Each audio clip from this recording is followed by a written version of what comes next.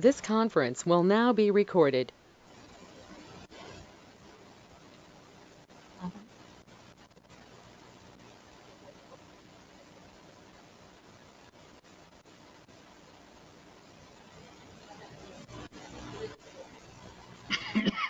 So it is now 6 p.m. Thursday night, March the 10th, 2022, and we call this council meeting to order. We're going to tiptoe back into executive session to return at 7 p.m. for our regular meeting. And we do have a quorum here. And you'll want to say B, section 551072. Right, okay. And we're going to convene in the executive session. We'll be looking under section 551.072, deliberation regarding real property, and it's relative to the appraisal of the old school property. And it is now 6:02, and we are going into executive session. Thank you.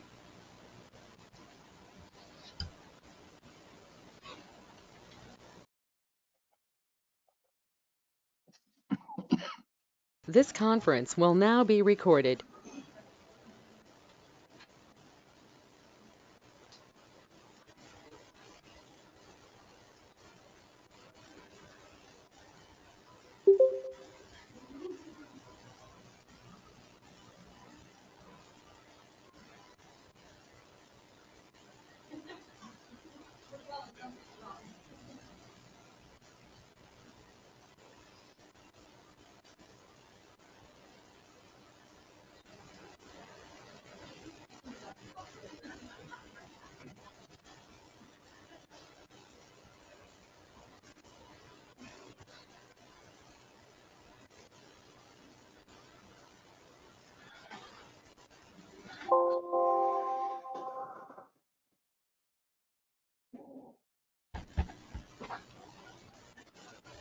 Tommy, is my mic on? All right. Thank you. Ladies and gentlemen, it is 7 o'clock, and it is Thursday, March the 10th, 2022, and we are going to begin our Rome City Council meeting. We had an executive session at 6 p.m. Our regular session starts at 7, and there is nothing to report from the executive session. We're going to now go into our formal thing. Before we do, we have a celebrity in the he's kind of sitting behind the two police guys. He happens to be our fire chief's father. And are you now a Roman person? Yeah. Okay, good. So y'all take time to meet him after our meeting. And Sergeant Green, Officer Green, for the invocation. Grant. Well, hey, I wrote down Green, but I can spell Grant.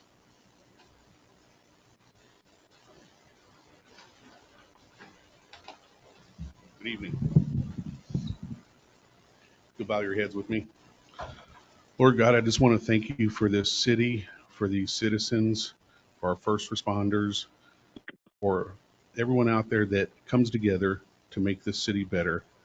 I want to lift up our neighbors over in Ukraine as they're dealing with a war and ask that you give them peace and comfort them. Bless this meeting tonight in your son's name. Amen. Thank you, Officer Grant. Now we have the pledge. Sam Eason will be taking both of them. Pledge allegiance to the flag of the United States of America and to the republic for which it stands, one nation, under God, indivisible, with liberty and justice for all. On the Texas flag, pledge allegiance to the Texas, one state, under God, one, indivisible. Thank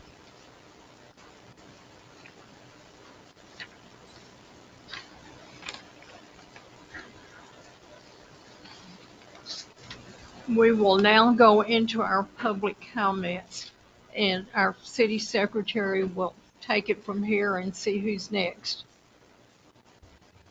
Thank you. First, we have Joseph Romanek.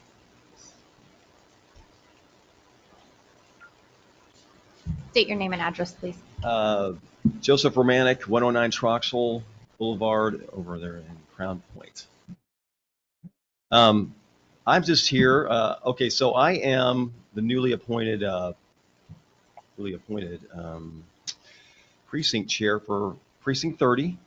And together with Valerie Smith, she's the precinct chair, the Republican precinct chair for Precinct 24. And Valerie has put together this candidate meet and greet. I've got a bunch of flyers here. You guys can take them with you. It's a candidate meet and greet for, it says, come meet your candidates running for City of Rhome Mayor, Rhome City Council, Northwest ISD School Board, and discuss questions that are important to you in the community. It's going to be on Tuesday, March 22nd in Humble Hall. And it says food and beverages are going to be provided. So that's the reason that I'm here tonight, just to let everybody know about this meet and greet, and that Valerie has put together. And I've got a bunch of flyers here, and you guys can, is there some place I can just put these where people can grab them? Or By the door over Okay. there would be good. okay, so that's all I have. And So, can you tell us that don't remember where Humboldt Hall is? You know what? Can you get there from here? I heard it was over there. I've never been there. Oh, okay. Anybody here know how to? Yeah, I personally know where it is, but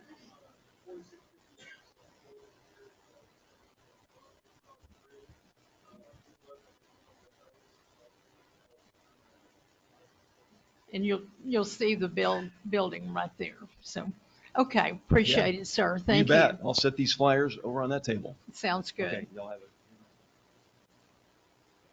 All right, next we have a submittal from Lisa Ann Wilson.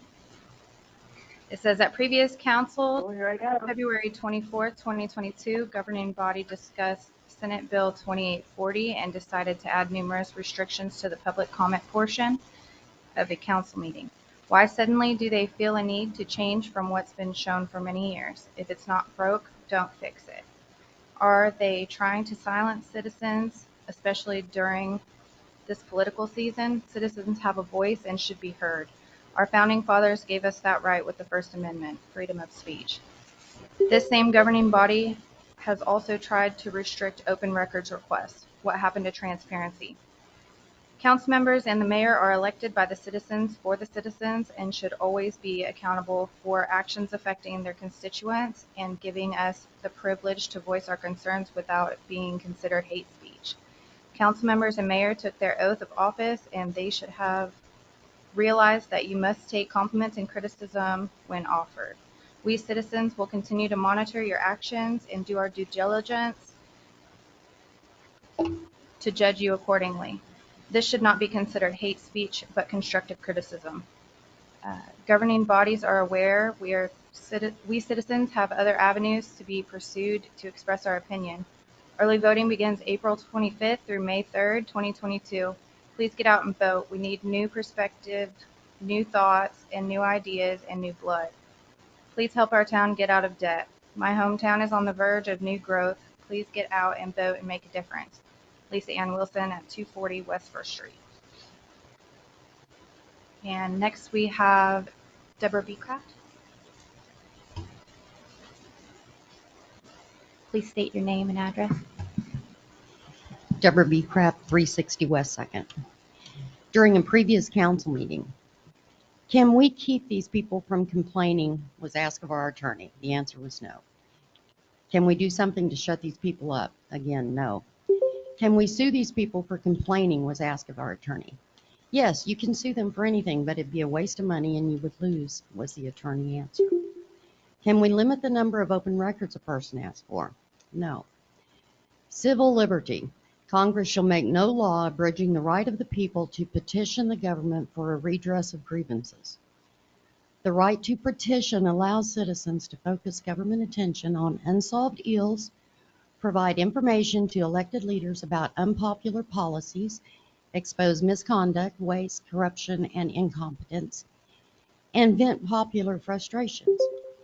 Every man, whether inhabitant or foreign, free or not free, shall have the liberty to come to any public court, council, or town meeting, and either by speech or writing, to move any lawful, seasonable, and material question, or to present any necessary motion, complaint, petition, bill, or information. 1967, the U.S. Supreme Court exalted the right as among the most precious liberties safeguarded by the Bill of Rights and contained in the very idea of government. The court had earlier affirmed the right to engage in such activity. It thus deemed it a fundamental liberty protected against encroachment by federal, state, and local governments. The petition clause is the inferred assumption in constitutional analysis, the primordial right from which other express freedoms arise. Why speak, why publish, why assemble against the government at all if such complaints will only be silenced? As Justice John Paul Stevens stressed in a speech, the First Amendment was intended to secure something more than an exercise in futility. The petition clause ensures that our leaders hear, even if they don't listen to the constituency. Through public officials may be indifferent, contrary, or silent participants in democratic discourse, at least the First Amendment commands their audience. Now, under Rhome's interpretation of House Bill 2840, you're once again trying to silence the public's voice. Thank you. Thank you. Next, we have David Bradley. My discussion as to the animal ordinance, which is also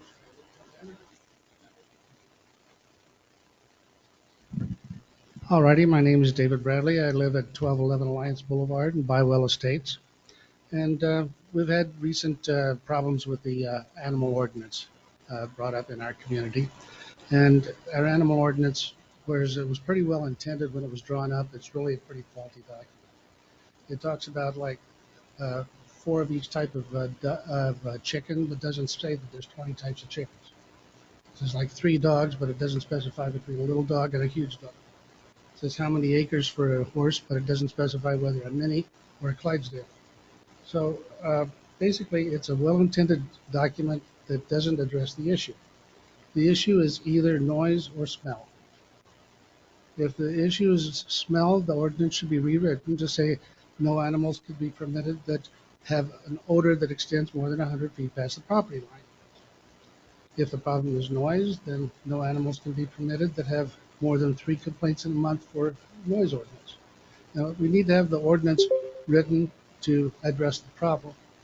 Because if you try to say specific animals for a specific number of acres, there's going to be always more animals in all different types, and it's always going to be a futility. So that's mostly what I wanted to bring up, is that that's rewrite it to address the problems, not just trying to piecemeal add animals or take animals away. Okay. Thank you, sir. Mm-hmm. Next, we have Steve Knight.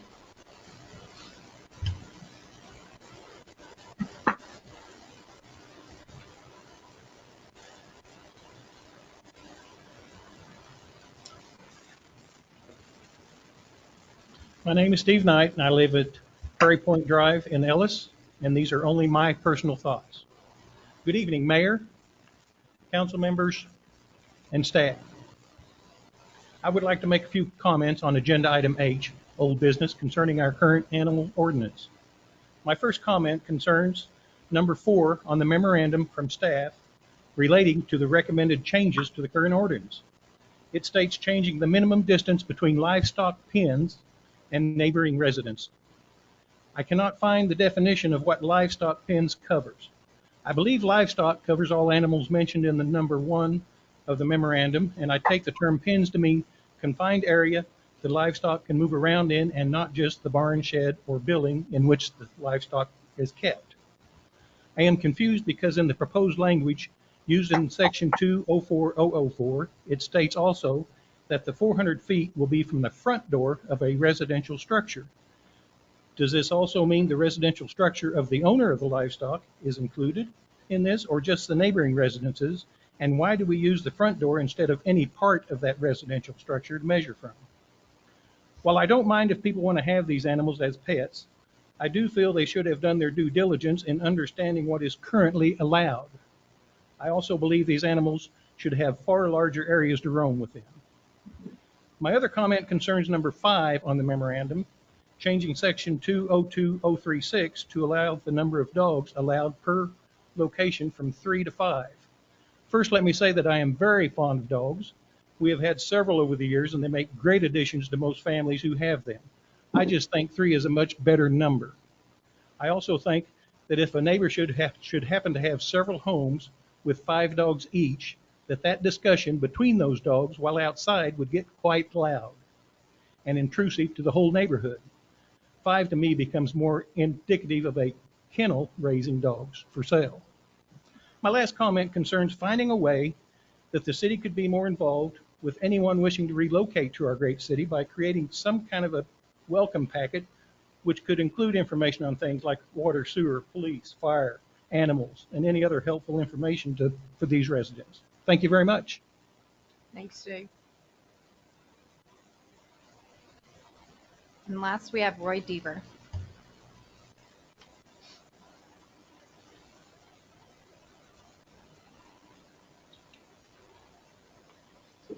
Good evening, ladies and gentlemen. Appreciate having the opportunity to visit with you for just a moment. My item concerns item K on the regular agenda, new business, the wastewater billing. I'm the minister for the Rhome Church of Christ, Post Office Box 41 in Rhome, Texas. The question concerns the classification of churches for the billing process. It's my understanding that I've been in communication with the city about this, so I don't know that there's any additional information that's needed. But the church is being billed commercially at the commercial rate. The church also pays for 2 residential billings, which are currently being billed commercially as well. We have 2 homes with 2 families that are currently attending a school to become ministers. We try to help them out by paying their water bill and their utility bills and providing them for a place to live. One's at 395 West 2nd Street, the other's at 145 West 1st. So we have 3 bills all coming to the Church of Christ, and all 3 of those are being billed commercially. And I understand there's a need to increase, but like the 170 West 1st, our church, the water bill is $46, but the sewer bill is $92. We flush the toilet, I'm not trying to be facetious, maybe a dozen times a week, something along that line. It's not like people are there constantly in a commercial business. So I'm just here to request consideration of a reclassification, or at least look at these bills and see if there's something that can be done. This is not a complaint, it's just a request for consideration and an explanation. I appreciate any consideration you can give. Thank you very much. Thanks, Roy. We appreciate it. Do what? Okay.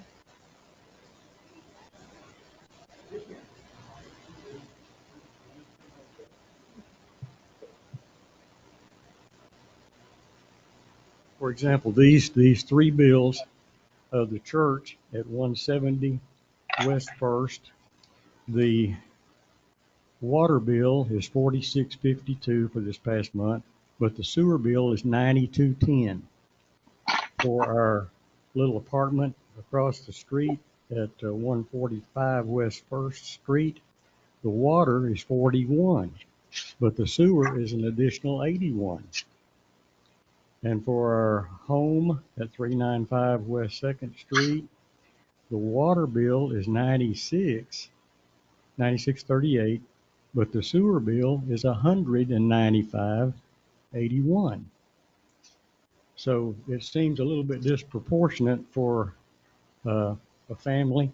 And again, This is not a complaint. The church is just trying to help these people out. So we pay their bills. They're automatic pay drafted with the church bill every month. But again, this is not a complaint, just a request for consideration. Thank you. Appreciate it.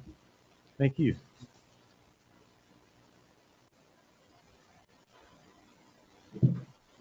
That's all. All right, so we're going to move on to the council. Does anybody have a public announcement they'd like to make? Well, I think we all need to go have coffee with cops. right, and How that's, about Saturday at 8:30? Can y'all make it? and hey, if you sleep in, they're still there at 9:30, right?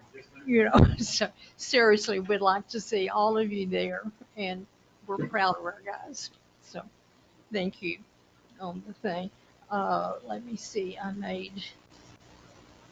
okay, voting's coming up on us, and Cynthia, we have the precincts and the locations and all that on our webpage yet?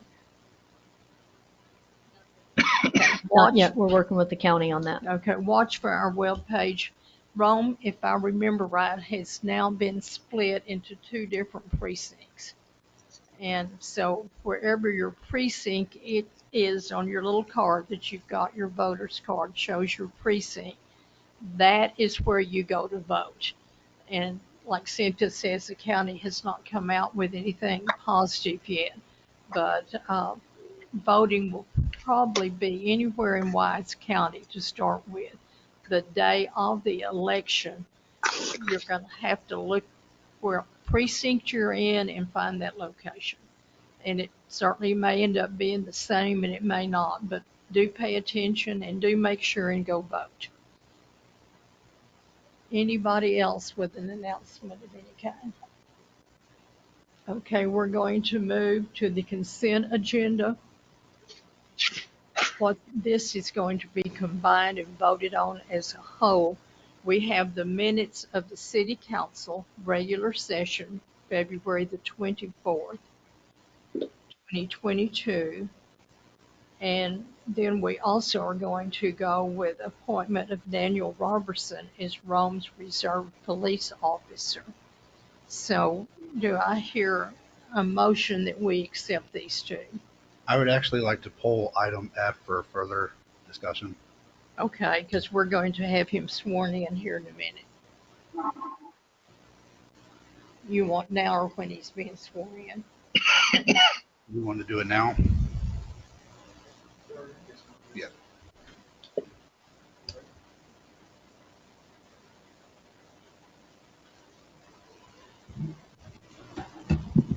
We probably need to vote it. We probably need to vote before we swear him in. Yes, ma'am. I don't think it'll be any problem, but hey, let's try to get it all in a row. Yes, ma'am. Do I hear a motion that we I make approve a our, motion to approve the consent agenda. I couldn't hear, in a second? Okay, all in favor? Aye. Go for it. Thank you, Madam Mayor. Thank you, council members and Ms. Northrup. As part of the duties of being a police chief, one of the best duties is when you find somebody that is going to come to work for us and is a tremendous asset and a positive to our department. And we have that a gentleman just like that tonight. We'll be swearing in Daniel Robertson, the gentleman to my right. Mr. Robertson has 8 years of police law enforcement experience. He's currently holds an advanced certification, and we're ready to get him through training and out there helping us. He will be a reserve officer, but he is one of those true public servants. He's a full-time firefighter, which we do forgive him for that. But he wants to give back even more, and he chose the citizens and the city of Rome to do just that. So we're going to swear him in, but before I swear him in, I'd like him to step up. He brought his wife, Brett, with him tonight, who's a police officer for the city of Southlake. So it's a true public service family that we're getting. And I'll have Daniel say a few words, and then we'll do the swearing in. Thank you, Chief. I'd just like to say I'm glad to be here, be part of the team, and just give back to the community. I'd like to introduce my wife, this is Brett. That's all right. So we have 5 kids together, 1 grandbaby, and I'm a man of few words, so sorry about that, but glad to be here. Thank you.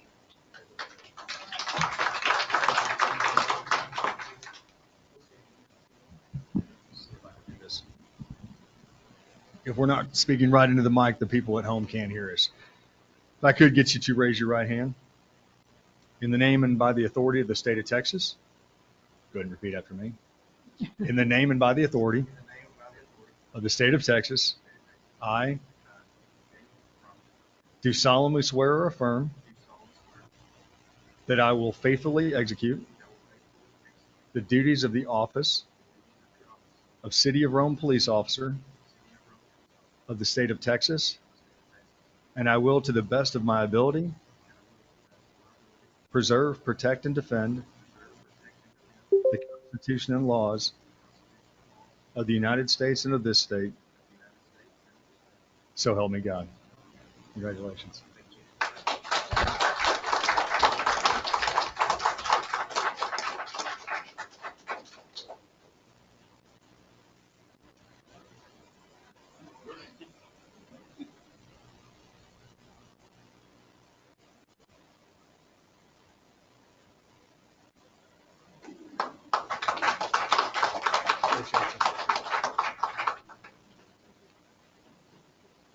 Y'all take care of him.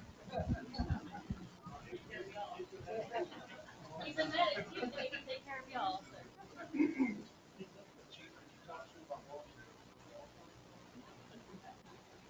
He's all police in the city of Rome. Okay, we're certainly glad to have you. Thank you, and thank you for sharing him with us. We appreciate it. Okay, we're moving on now to the monthly staff reports and board minutes. Do we have anybody on the council that wants to pull one of those?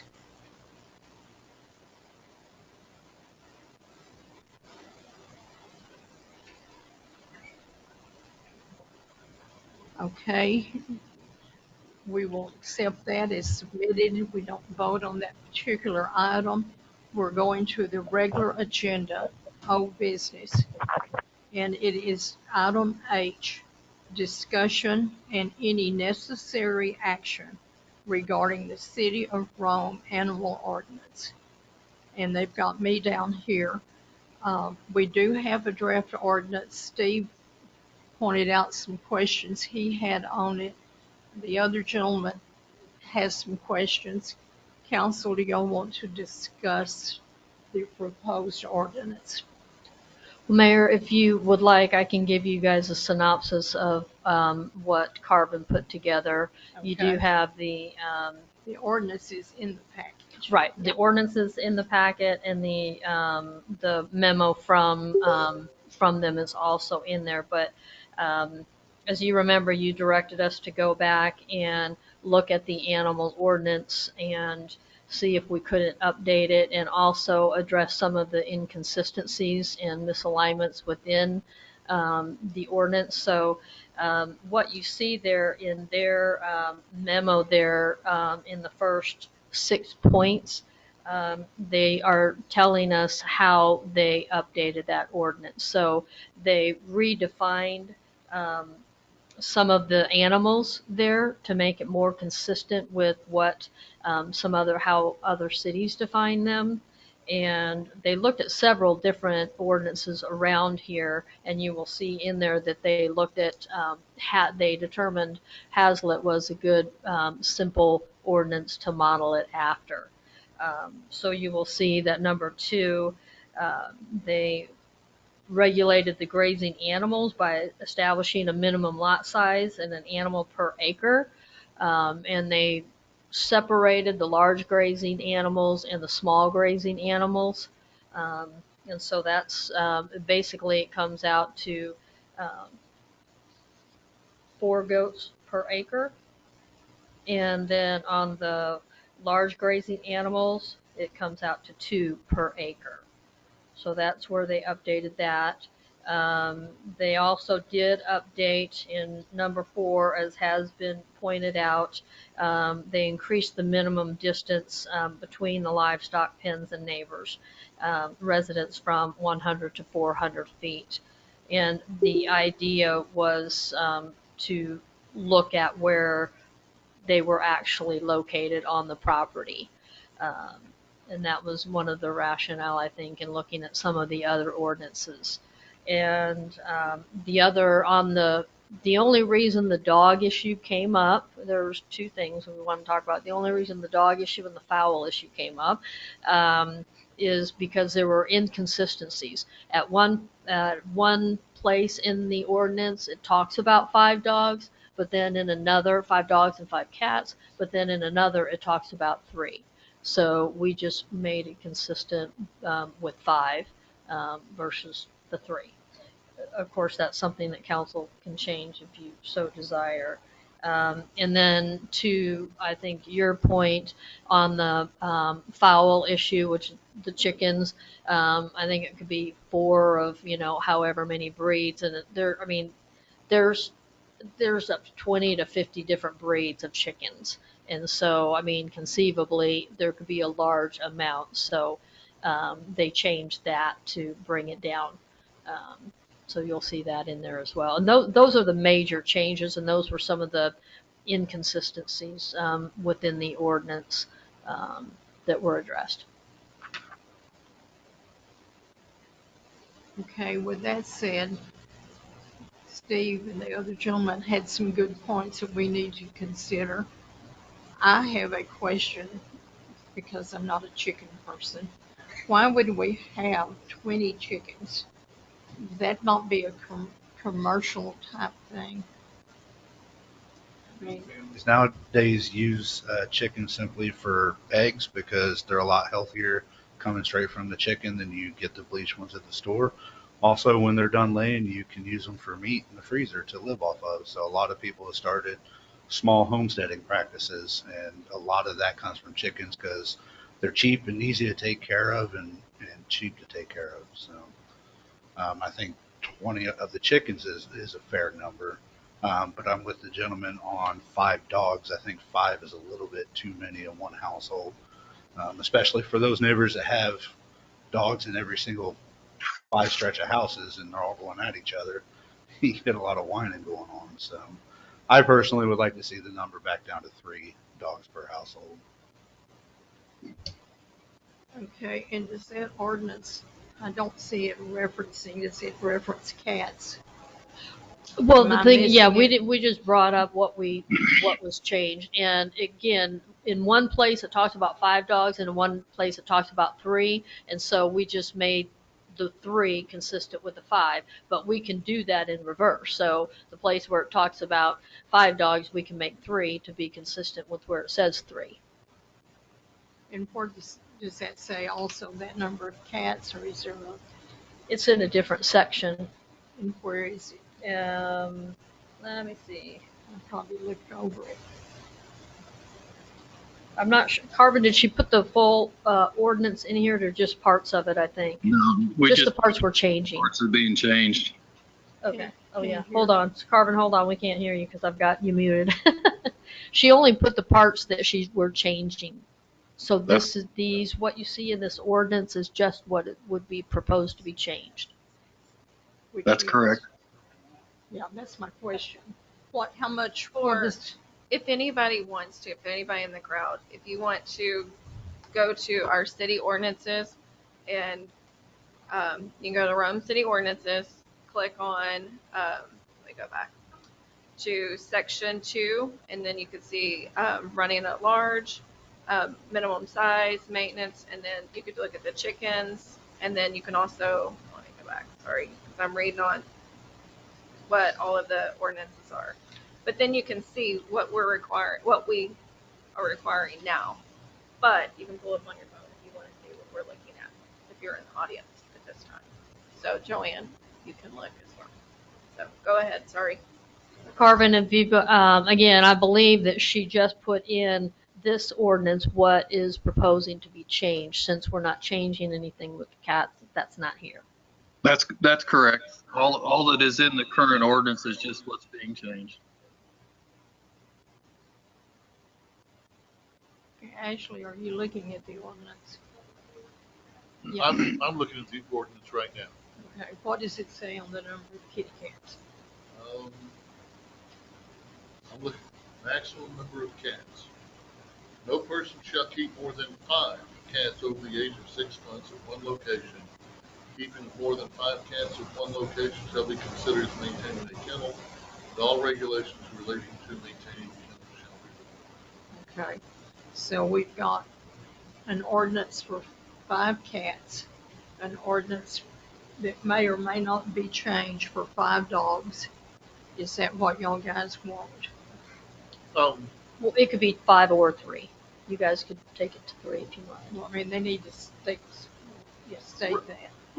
Right, but we have and Chief Davis, please, I'm not trying to make your job any harder than it is, but we have an issue with buku cats in this town. And, I keep wondering to whom they belong, right? Are they feral cats? Are they at large? Because it says at large cats, right? Now, in no way do I want to imply that our police force should spend all its time trying to herd cats. Okay? But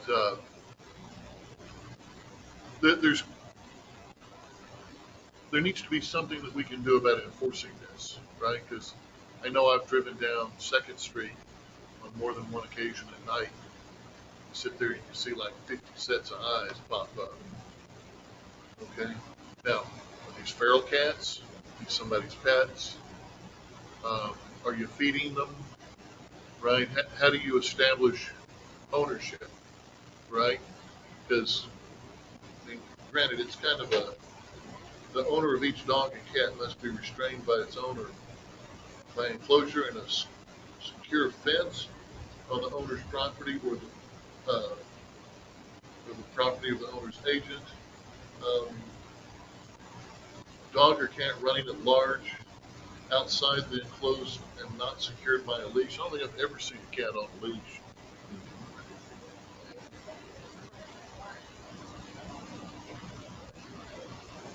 Right.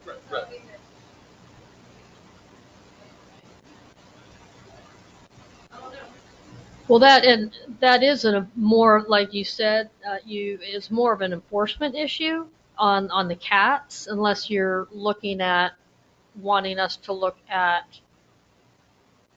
something different than the number of cats. Now, one of the things I was going to be talking about in budget, I'll just tell you, is, proposed plan of action for that.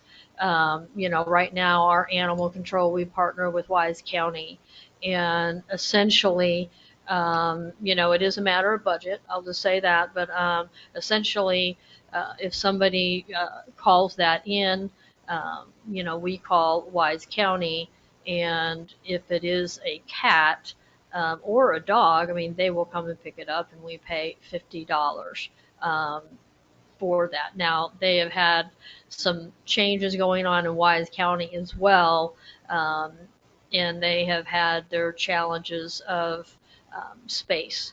And so at this point, especially when it comes to cats and probably some dogs, once they're up there, I mean, they put them on a website, I know, but there was a time when they were not even accepting cats because they didn't have the space.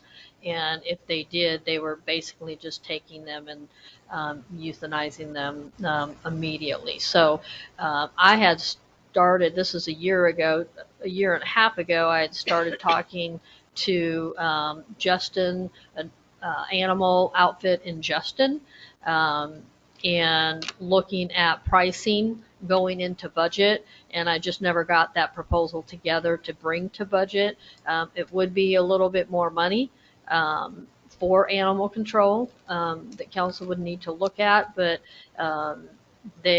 we could up the amount of resources that we direct to animal control. The other The other thing that a lot of cities do, Fort Worth does it, and cities all across the country actually are doing it, and it's, it's called catch and release. And dogs are a little bit different, and I'm not trying to step on any toes here. I'm just kind of saying what the industry is. Cats are a little bit different than dogs. Normally they're not, aggressive, and I'm not saying all dogs are aggressive, but they do provide some benefit in a community by keeping the rodent population down. So what you have is a lot of times they will do what's called catch and release. They'll catch them, they will spay or neuter them, and then they will clip their ears, and then they will release them back.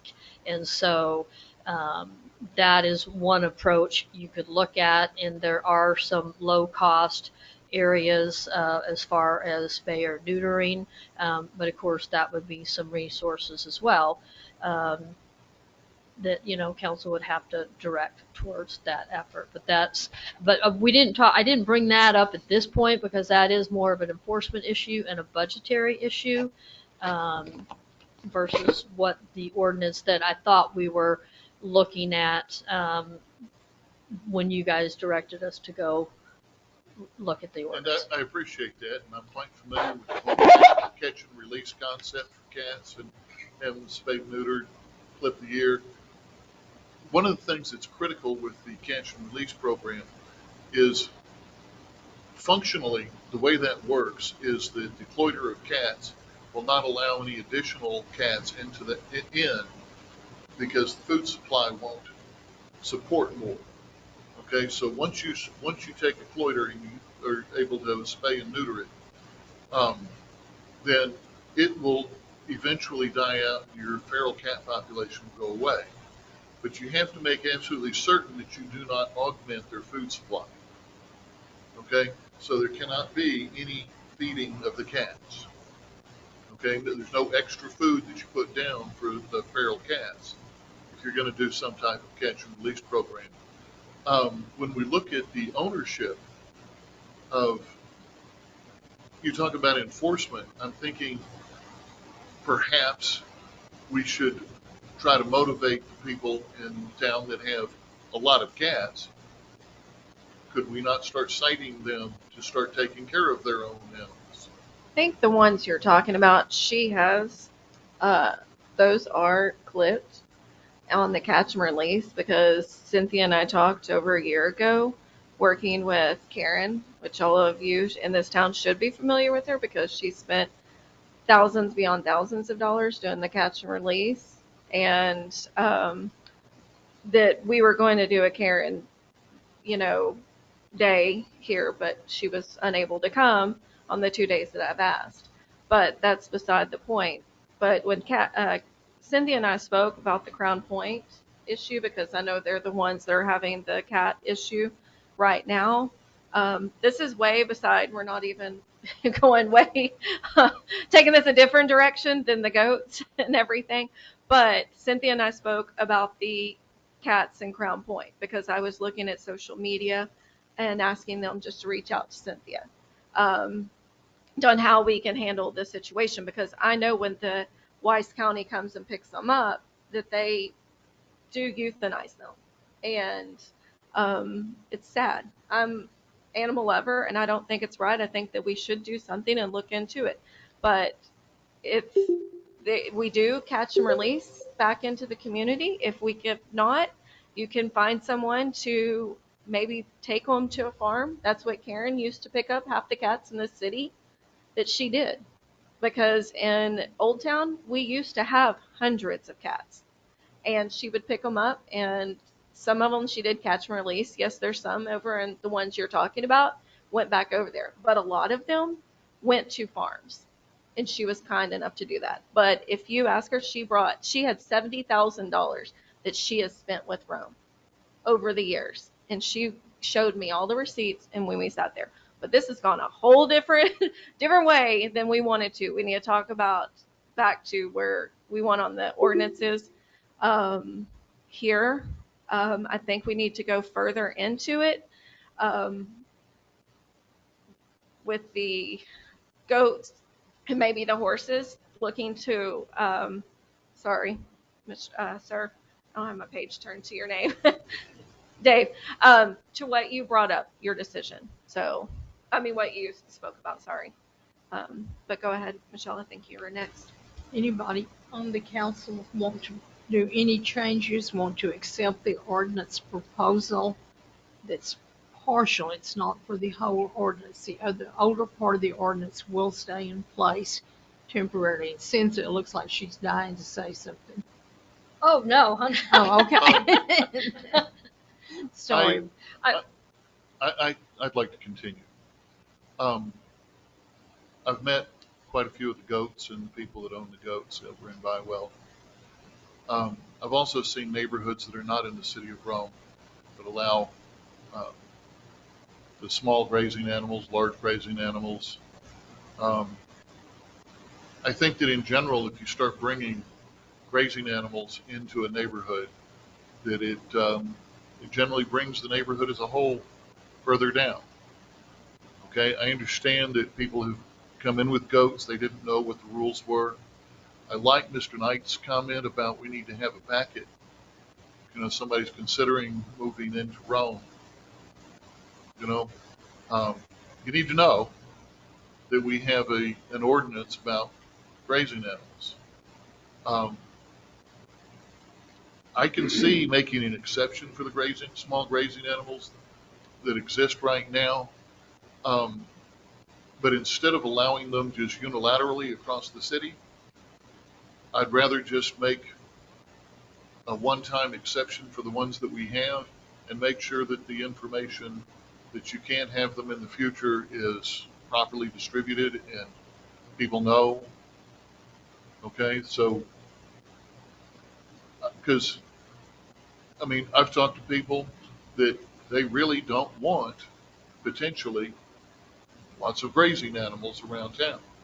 I mean, because there are lots in Old Rome that are over an acre. There are lots in Ellis that are over an acre. Lots in Bywell that are over an acre. I've talked to many people. They don't want grazing animals. Okay, just everywhere in town. Okay, so in general, I'm against expanding the use of or the allowing the grazing animals. I'm thinking at best we can make a one-time exception. As I had mentioned in the previous meeting, you find out that anybody used 400 feet.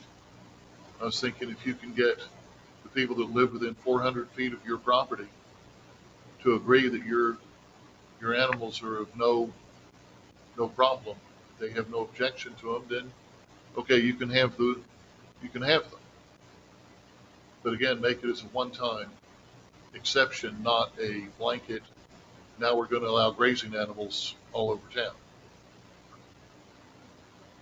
Well, one thing, Carvin, do you just want to speak, because that's part of the challenge is I don't think that we can make one-time exceptions to ordinances. Carvin, do you want to speak to that? I think we talked about that a little bit. We can't waive enforcement of the ordinances. Now, we could theoretically try and come up with some way to grandfather existing animals, but that gets to be a very hard enforcement identification problem process. I mean, we really didn't try to address that in these proposed amendments. We tried to stick to the 6 items that you guys had identified at the last council meeting. So that's pretty much all we addressed. Mr. Eason, I think if we're to just do waivers for certain people, that's going to open up the city to potential lawsuits or other issues. So I don't think that we can just grant certain waivers. I think we do have to look at the ordinance as a whole. That way everybody is covered fairly. Otherwise, people are going to start complaining, why do they get them, but we can't, type deal. So I don't think we should do the waiver. And I understand and appreciate your concern. Elaine? I would like to talk about some of these things. So when we got to the part about the definition of fowl, talked about that you could have chickens and ducks and geese and pigeons. And then, then the question that came to my mind, have been raised kind of out in the country, were guineas and turkeys, and we're talking 20 of those in town. Um, that's that's a pretty big number for noisy birds, and we've got it's saying that you don't want to have a mature rooster, and I assume the reason was because of the crowing that would go on. And so, if you've ever been around guineas, it's a pretty noisy situation. Then there's no definition of exotic bird. Uh, you know, for some people it may seem exotic, and other people may look at it as, emus or ostriches or something like that. Uh, they seem exotic to me, but for some people, they would be interested in raising them or uh, for their large eggs or uh, as a pet. So I think it gets out of hand. My other concern is that I noticed in the new language it talked about that um, whether it had to do with building a shed, a barn, or whatever, there has to be a plan to deal with the manure issue. And so we're talking about a code compliance officer spending time doing that. So the question that I have in my mind is we we want we've asked the city to register their dogs and their cats. It's a minimal fee, and half of it's my understanding part of that thought process is that by doing so, then we had a chance if they got loose or something that maybe we could identify where who they belong to. But if we start having a code compliance person that has to go out and meet with these people and you're talking about these grazing animals and et cetera, then if they're in the city limits, should we not think about also having a registration requirement for those animals? Because if we're having to pay somebody to go out there and come up with a manure plan, then that's our staff doing that. And so, I mean, we all raised a lot of questions, but I listened to what you said. Um, if we try to define everything so meticulously, then what? Then we get into interpretation, a lot of people's time trying to figure out what exotic animal, an exotic bird is, that kind of stuff. And so your idea about common sense, about odors, sounds, the noise, keeping them in confinement on your own property, that kind of thing. I mean, those of us that have ever owned a cat, keep a cat on your property, if you're ever going to let them out the door, is not likely. I mean, that's just the nature of that particular animal. So I do agree with uh, that. I think 5 dogs is excessive. I do. I think it should be 3. And but I'm just saying, I think we need to look at this as a whole, and maybe take the suggestion to think about the odor, keeping them at home. Um, but there's some of these definitions that really open us up to 20 turkeys next door would be too many birds for me. Well, actually, what we did was we reduced it. So what it used to say was 4 of each breed, and there's like 50 breeds. So 50 times 4 is what? So we went from 200 to 20, where we actually limited it. So we actually did bring it back down. Now, Carmen, can you speak to, I mean, I think there is a commonly accepted definition of exotic birds, but we just didn't include that in here. I mean, that would be an easy fix if that's, because we have increased the definitions. Um, in the ordinance.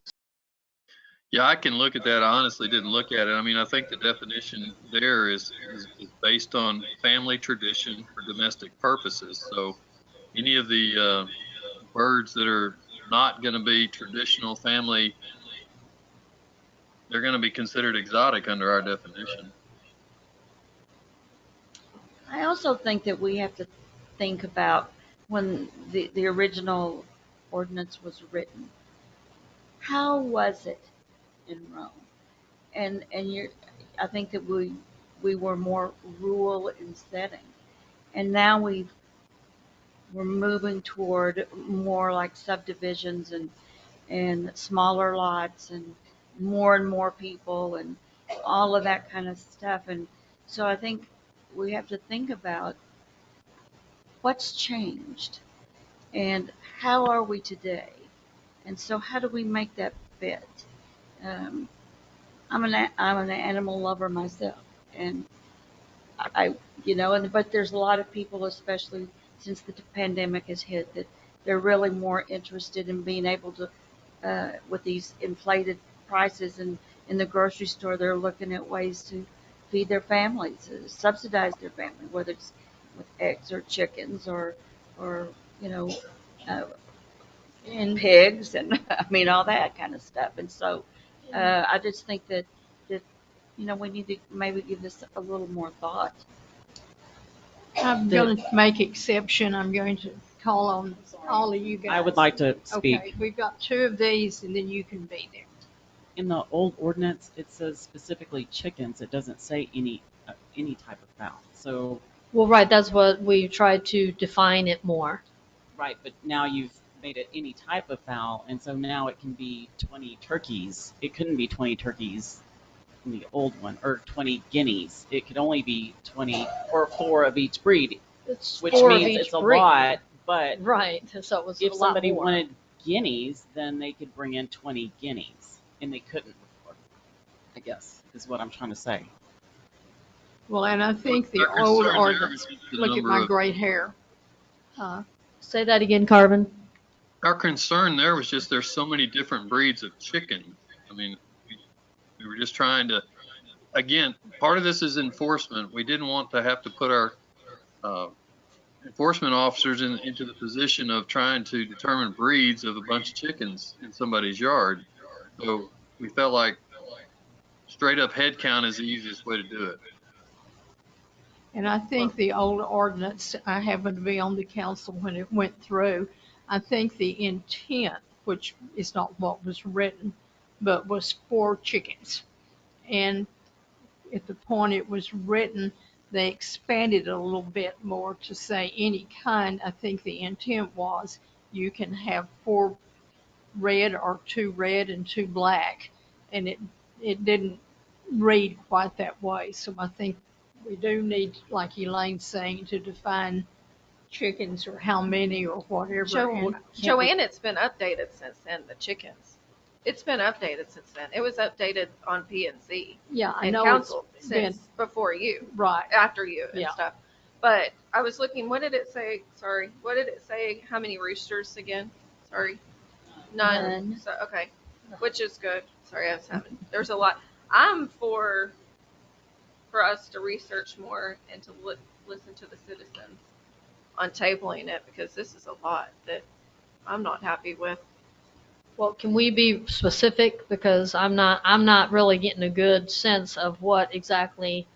Elaine, I'm sorry, council member.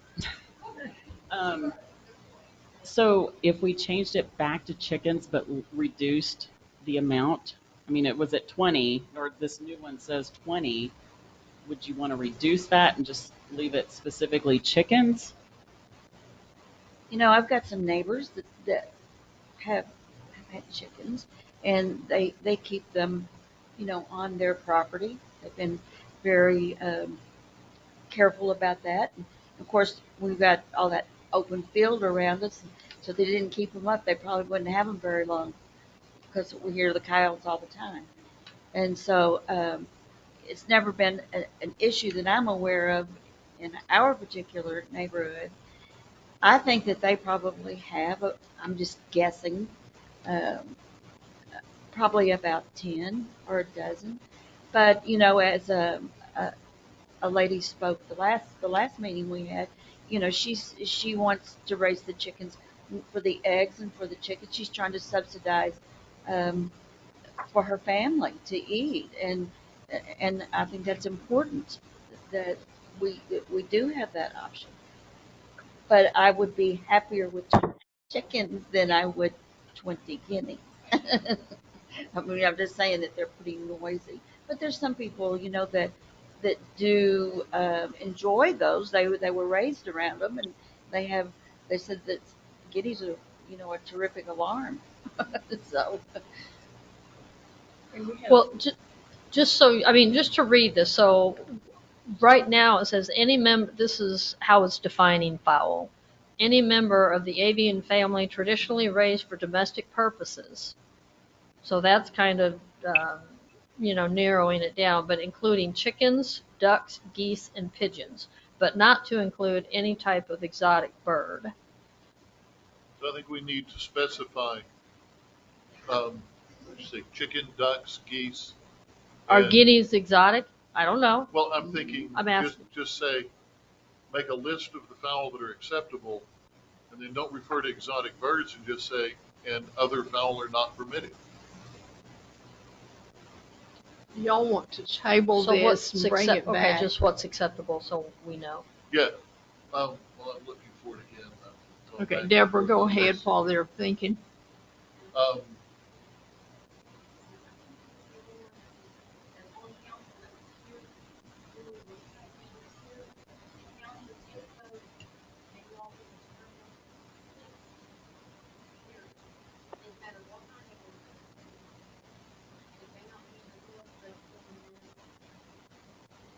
I remember that. That's what I remember. What, do you remember what day that was? Year?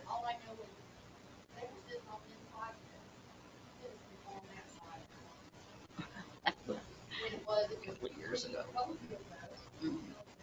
Okay, For me, so yeah, that would be. Tommy has a. Can you? And actually, I should have asked that of Deborah, just so everybody can hear.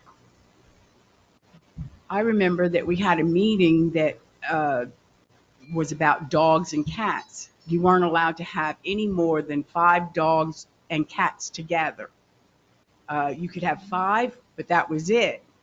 Now, as far as chickens go, there are 200 some odd types of chickens. So if you're going to do 4 to 6 chickens on one type, you're going to have bukus of chickens in this town. That's what the ordinance says now. It's for each of each breed. Well, Right. that definitely needs to change. But each breed, Right. So, there's yes, 200 that's why we something did breeds. reduce it down by saying a maximum of 20. But if that maximum, you guys have talked about that prior. And Okay, I think that's all I wanted to the say. Thank you. intent was 4. You maybe, not 4 of each kind, but 4 total chickens. And that may not be enough because like Josh is saying, some people need more chickens than 4, Do you have chickens in there? So so is 6 an amount? Is 20 an amount? What, I mean, help us out here so staff can do what you want. I would think 20 is quite a bit. Like, it's a lot. So it might be too much. 6? I'm thinking they said 6 before, so 6 might be a good number. Okay, I mean, yeah. Does I mean, anyone here have chickens? How many do you have? So you have 10. You have 10 chickens? How many do you have?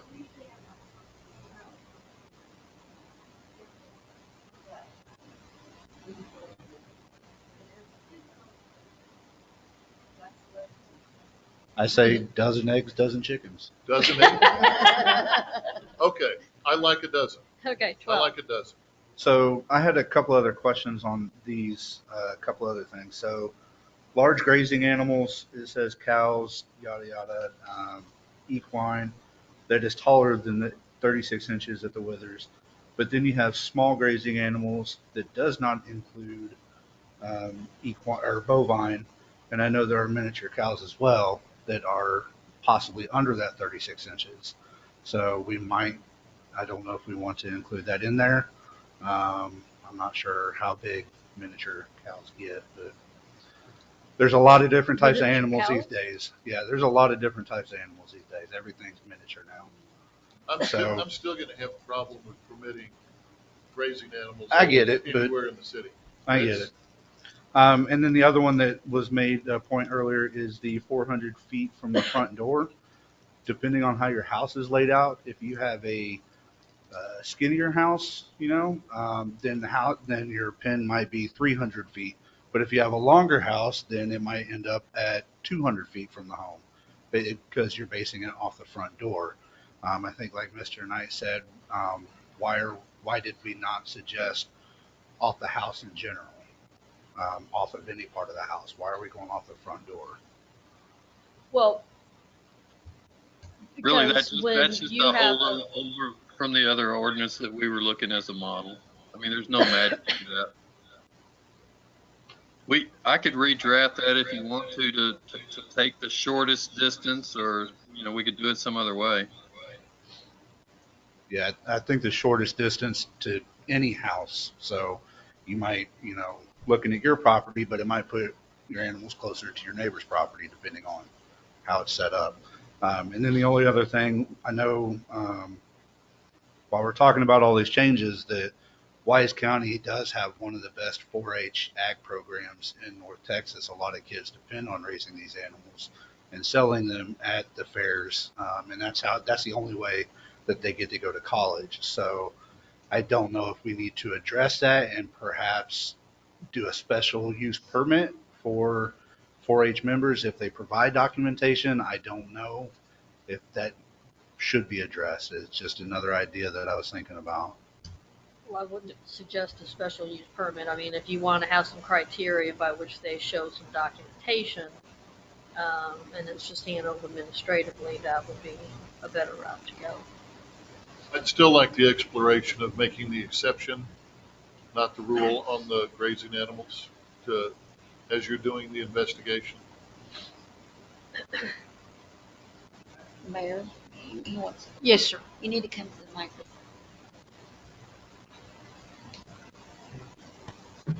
One of the things that I'm concerned with is that the people that move into a property that has an acre almost always want to have some animals. And as the 30,000 new houses come around us, these are all going to get cut up and chopped up and put into small McMansions, and they're all going to go away, probably before I'm gone. So it's one of those things where if we can just tolerate a little bit of country for a while, because it's going to go away. And the people that move here and get an acre, they're looking for a little bit of country for the rest of their life, hopefully. So let's not be too picky on how many animals they can have, as long as they don't cause a problem with their neighbors.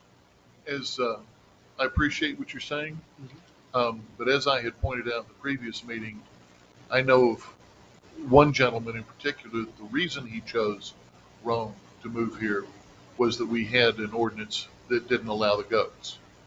Okay, so he actually specifically chose our town because of that restriction.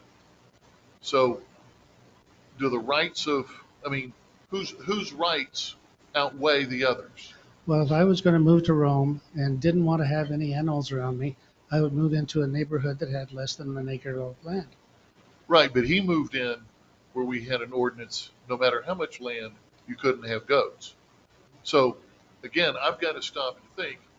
He did his research in advance. Mm-hmm. He stayed within the law. He exercised everything within the law, and he bought because of what the current law was. But now we're talking about wanting an exception, and I want to try to find an exception, okay? Mm-hmm.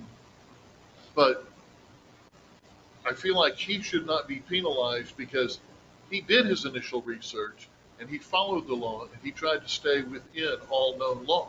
Mm-hmm. But mistakes were made by others and they didn't know the law, right? Whose rights? Well, whose rights are more important? I'll tell you the truth. When I moved here, my real estate agent did not provide any of the city ordinances, any of the CCRs. In fact, when I tried to get my loan, they even said that there was still a HMO, no, HOA in by all states. So, there's a lot of misinformation and lack of information out there. So, Absolutely. and when I was looking at, Shame on your real estate agent, by the yeah, way. well, when I was looking for the animal ordinance, it probably took me half an hour to find it, because it's not an easy find on the internet, so it, the idea of having a package, that's fantastic. And if there's a real estate uh, organization, let them know that there are city ordinances and that is something that they need to pass on to the people that are buying. But especially in the manufactured homes, it seems like the sellers, the developers, just want to get a hurry, quick sale and don't want to take the due diligence to educate the people on the city ordinances and all that. And it provides a big difference then also with the acre manufactured homes, all double wide with all these specific requirements that used to be in the city ordinance that aren't there now. Versus a trailer park that has a whole bunch of 1950s single wides and cars in the yard. But at the same time, real estate agents and sometimes city council put trailers all together into one lot. And so, we do have a different situation if it's an acre of a ranchette type situation versus just a trailer park. And when it comes to the noise, I live next door to a cement factory that never should have been built there. That cement factory is a lot noisier than any rooster, believe me. And I've been up at 3 o'clock in the morning with sounds like jackhammers in that cement factory. So, yeah, I think we might be spending way too much time on the animal issue. Well, my suggestion is that we table this right now, that we look at Steve Knight's recommendation, that we have a welcome to Rome packet to give even to realtors, because I think the lady with the goat, she was told, hey, there's no restrictions in Rome. And that is, she believed who was telling her that, whether they were wanting a sale or just didn't know any better. But I think if we do something like Steve suggested, separate and apart, for, it's not really on our agenda tonight. But are y'all in agreement with tabling this tonight and moving on? I am, because I still have more questions about this. I think each of us need to, we have residents that each come to us and ask questions, listen to the residents, and then do our own research and then come back to it. Because the distance requirements for, the fowl animals, the 25 feet, is that, I don't know the backyards of Bywell. I know their backyards are small. So just to find out about that as well. Yeah. Not Bywell, Crown Point, excuse me. So I would like to table this. What's the 25 foot? Which one is it?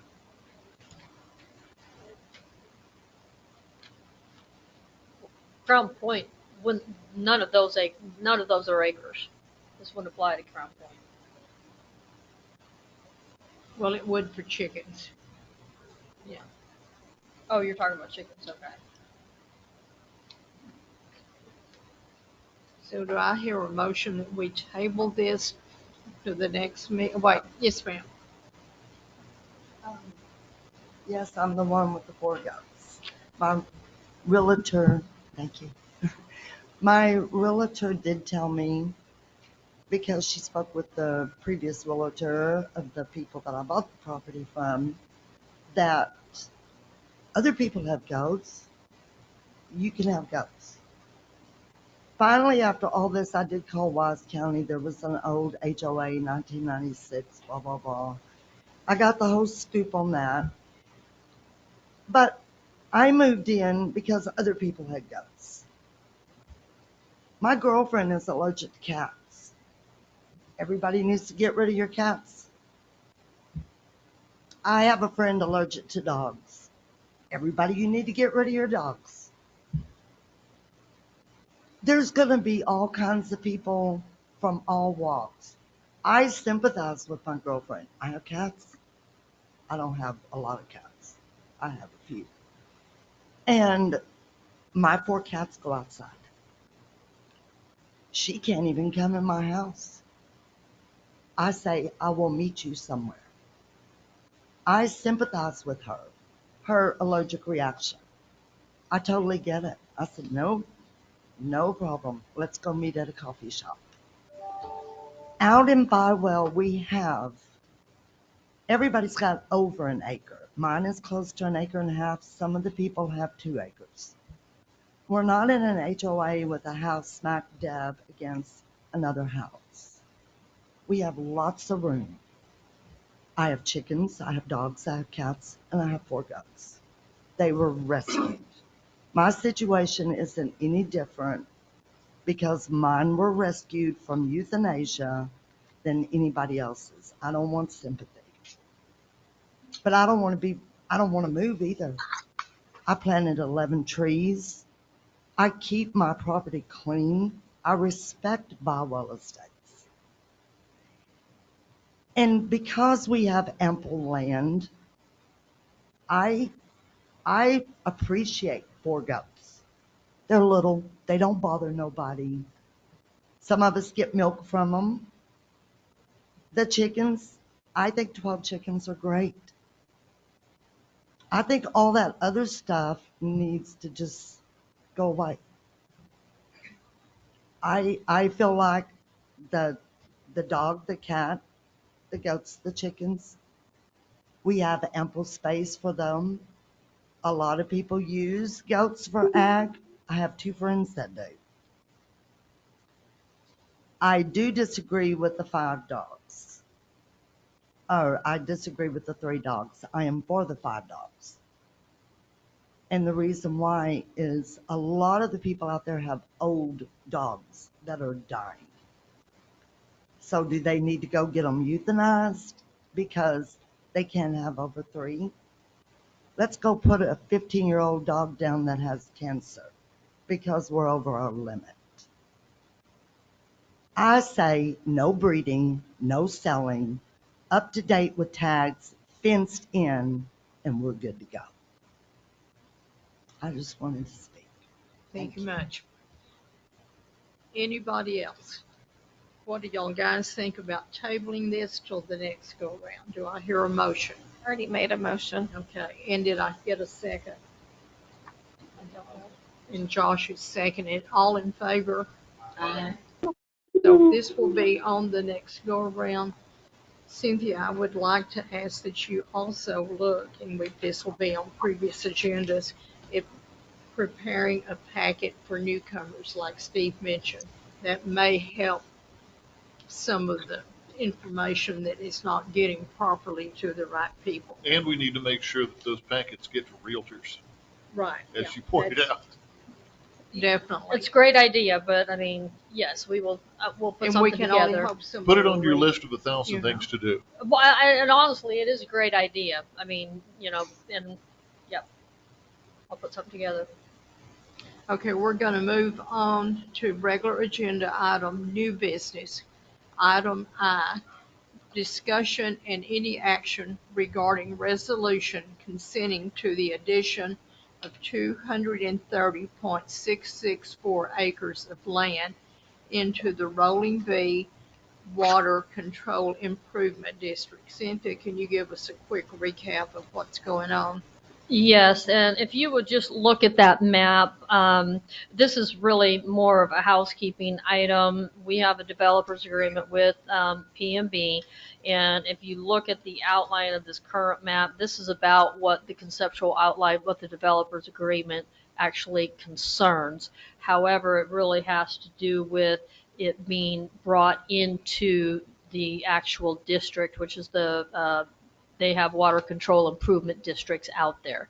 And so that's what this is doing. You can see that piece of property up at the northeastern end on your map, and that is what is going to be annexed into the water control improvement district. There may be some others if you look at just above that. Now that land is not currently within the conceptual map that we have for our developers agreement, but they P&B is interested in actually adding that into the developer's agreement, and that would be new land, and it would come into the developer's agreement, but it would also go into a water control improvement district at a future date. So just be aware this may come up again.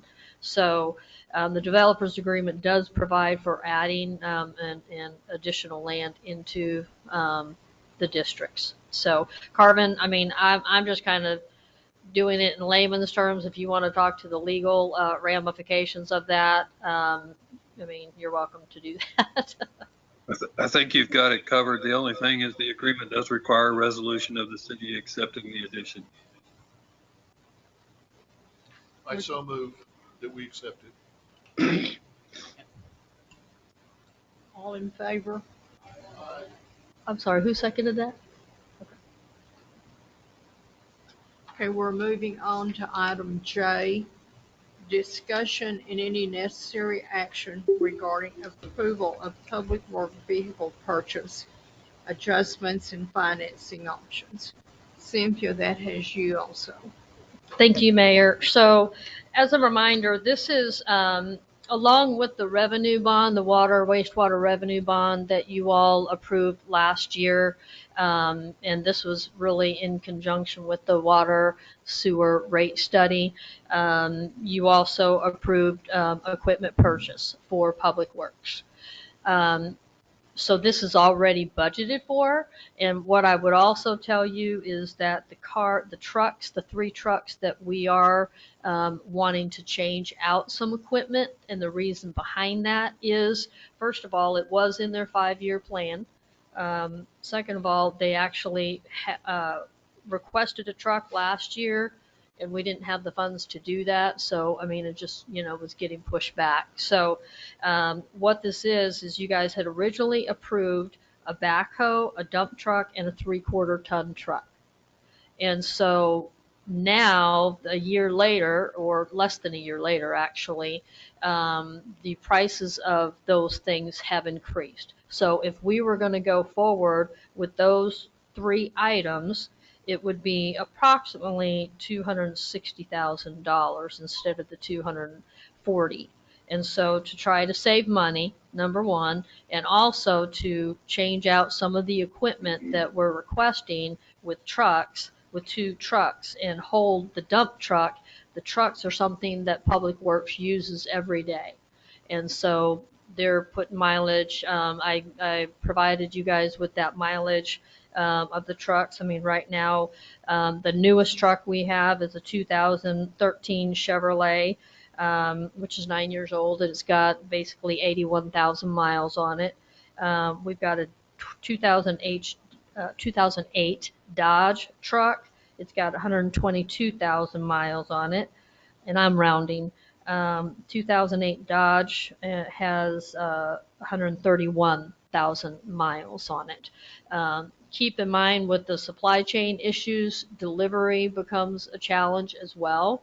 And so we're looking at 9 to 12 months, depending on delivery of these items as well. So what we're asking for is to hold that dump truck, something that we don't use every day, and switch it out for 2 additional trucks. And then also being able to use what we have as trade-in, so we can try to bring that dollar amount down even more. So right now, Sean has talked to several different vendors, and so we're looking at what we've tried to do is, and we don't have, excuse me, all the figures in as far as what they'll offer for trade-ins and everything. But obviously we would negotiate the best deal in the pricing of the equipment and or vehicle, and what they would give us for a trade-in, and if they would obviously allow us to hold on to the trucks until we get the new truck.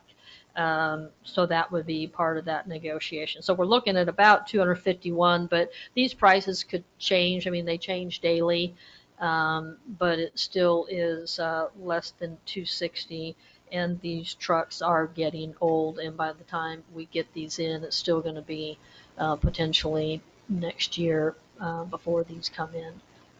And then on the financing option, when we initially talked about how to fund these, you guys obviously approved that, but when we talked about how to fund it, we were looking at a tax note, which is essentially a form of a bond, and so there's issuance fees that would be involved. If we just go a traditional route, going through financing them through government capital, we would avoid that, 30,000 through 30,000, 35,000 in bond issuance fees for a tax note, 7-year tax note. So you can see government capital, we have used them in the past. We got the rates there. It's 2.6%, and we are recommending 7 years for that. Is Sean not, I wish Sean was here tonight to speak, but with only 2 employees that we have right now. Well, we have, so let me address that. We have actually 3 employees, and we have 1 vacancy. So we have 4 employees, and actually we're trying to add another one in the next year, because that was on the 5-year plan. And that was considered when we were looking at the water sewer rate study.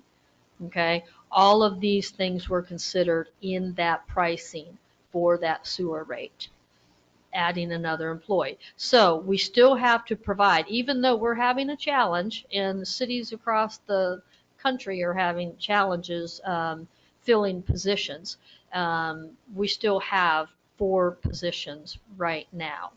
Right, but right now you're saying we only have a vacancy of 1 employee? Right now, yes. Okay. I thought we had a vacancy of 2. But I don't think, which our citizens and our business owners are not happy to read that their water, that their wastewater was just increased. And here is that we are wanting to purchase 3 vehicles. And can you please tell me, what are we going to use a dump truck for within the city? What do we need a dump truck for?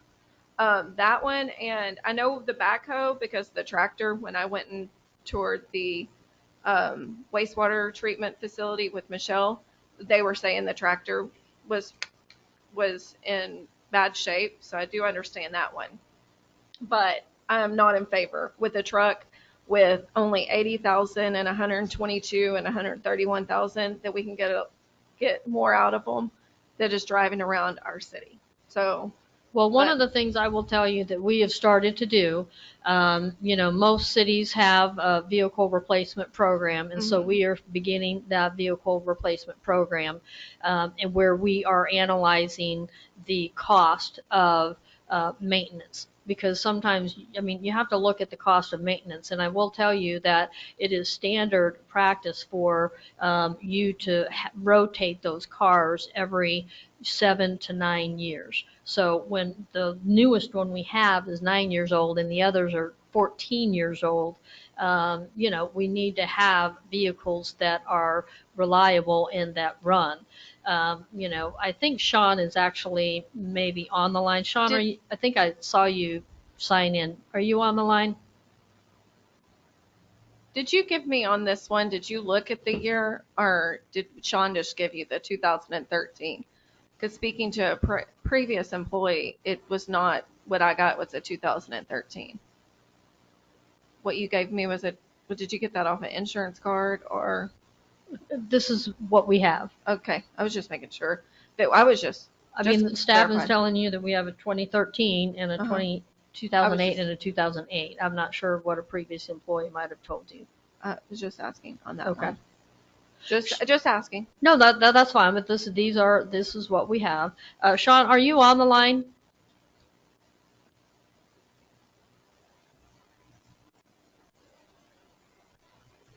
Okay. So a backhoe, one of the things I will tell you, the signs that we were replacing, the Jake brake signs that we were replacing, we had to drive, we had literally had to drive it out there And so, and this is not germane to this discussion right now, but I mean, when we don't have equipment, it really is trying to make the best of a situation. I mean, we don't have a trailer to take that backhoe out, and so we were literally driving it out there.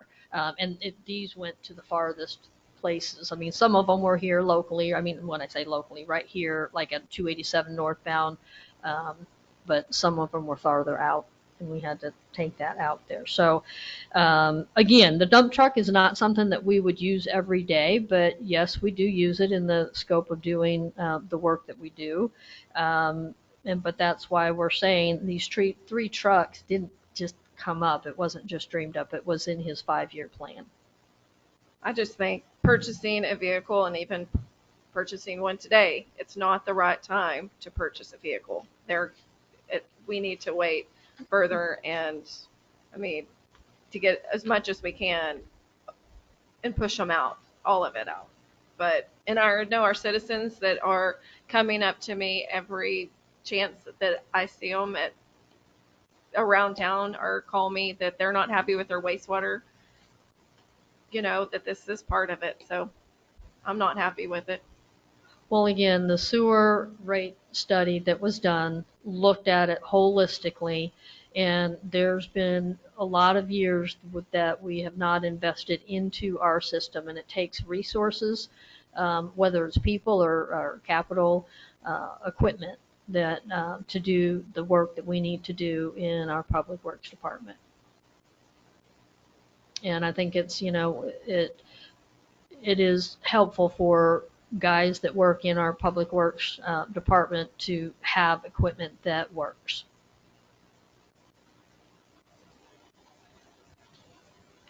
Any more, Elaine? I might help me understand the question. So it seems to me that when we visited with about this several months ago, that one of the things that Mr.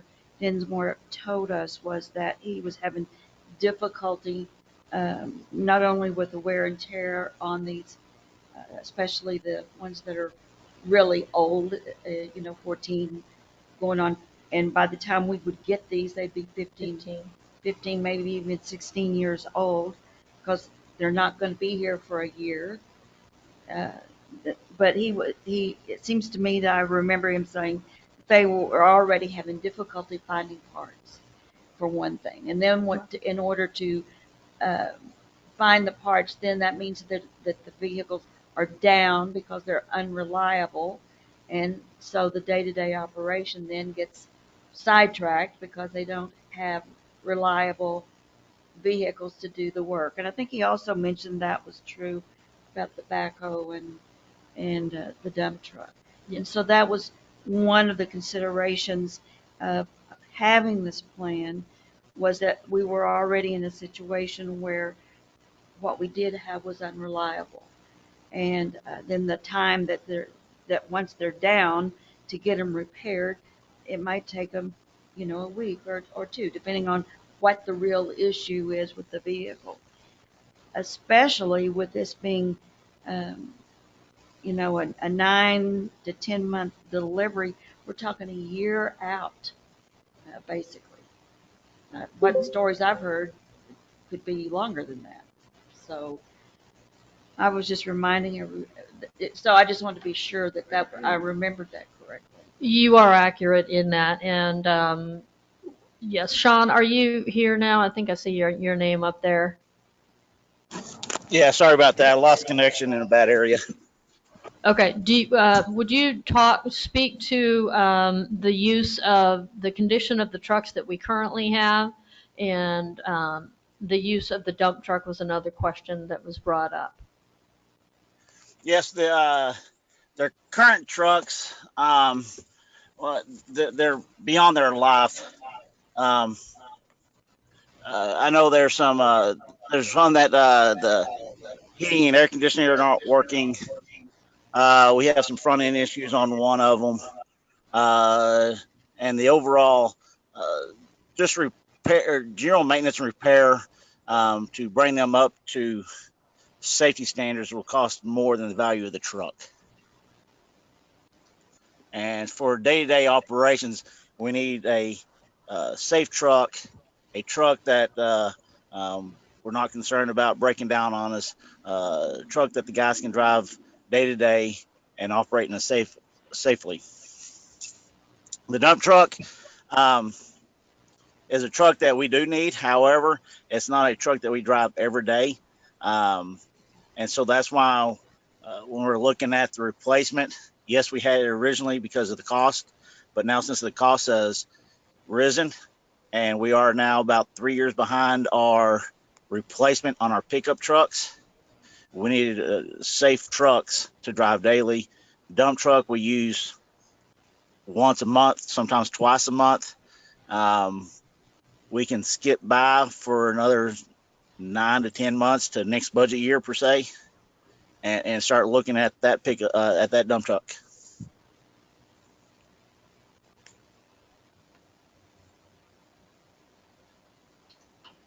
So Go ahead. what I just heard was, again, the city has lacked to maintain its equipment, and now we're at the point of it's going to cost more to fix it than it is to get new stuff. It's not it's not the lack of maintaining the equipment. It's a normal use of a truck. A normal city will have a vehicle replacement program where trucks would be moved out within 7 years, between 7 and 9 years, the max. No more than 80 to 100,000 miles. I get it. You're not using them for the standard everyday personal use. You're hauling trailers, you're hauling equipment. It wears out a lot faster. I get that. Coming from the automotive corporation, I can tell you that yes, it might be a year before you get another vehicle. That's estimated. It's going to change probably about 5 times. So it could realistically be another year to 2 years by the time you get that vehicle in. Not only that, I think we're not necessarily asking for new money. We've already approved this budget. We're simply rearranging things and moving the scheduling up. So it's already been approved. They're just wanting to make the changes and do it sooner. So I don't see why we need to discuss this much further. So I'm going to make a motion to accept the city's recommendation on changing this and going ahead sooner than later. And I second that motion.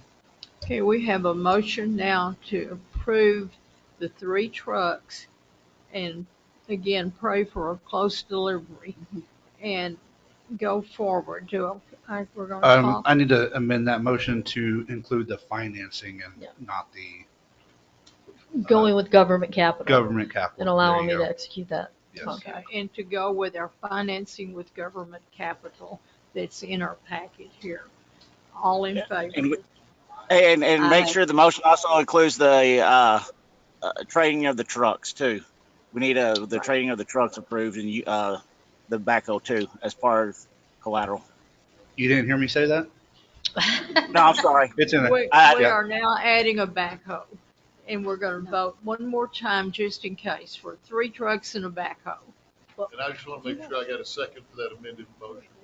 Right, and Sam seconded the amended motion. Okay. So, all in favor? I think Aye. And opposed. So motion carries 4-1.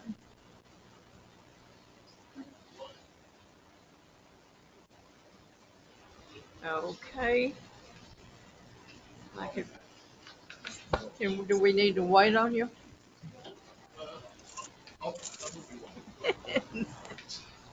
We have currently lost a council member for a few minutes, but we're going to move on to item K, and Sam will be back to help us on this. Discussion and any necessary action regarding the classification of churches in terms of water, wastewater billing.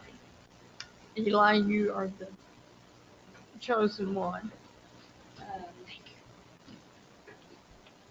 The last meeting that we had a couple of people here that were from the Methodist Church, and then tonight we had the pastor of the Church of Christ Church, and they all had the same concerns. Um, I had asked Cynthia to investigate to see if there was any other, if there had been any kind of law change uh, or anything like that that would affect the category of how churches are considered in municipalities. And I'm going to assume you didn't find anything. Well, that's correct. It's even though they're being classified as, commercial for billing purposes, that they're not, it doesn't have anything to do with their zoning. Okay. So that's where there have been things about that, but we don't require, churches can locate in any zoning. Okay. Um, you know,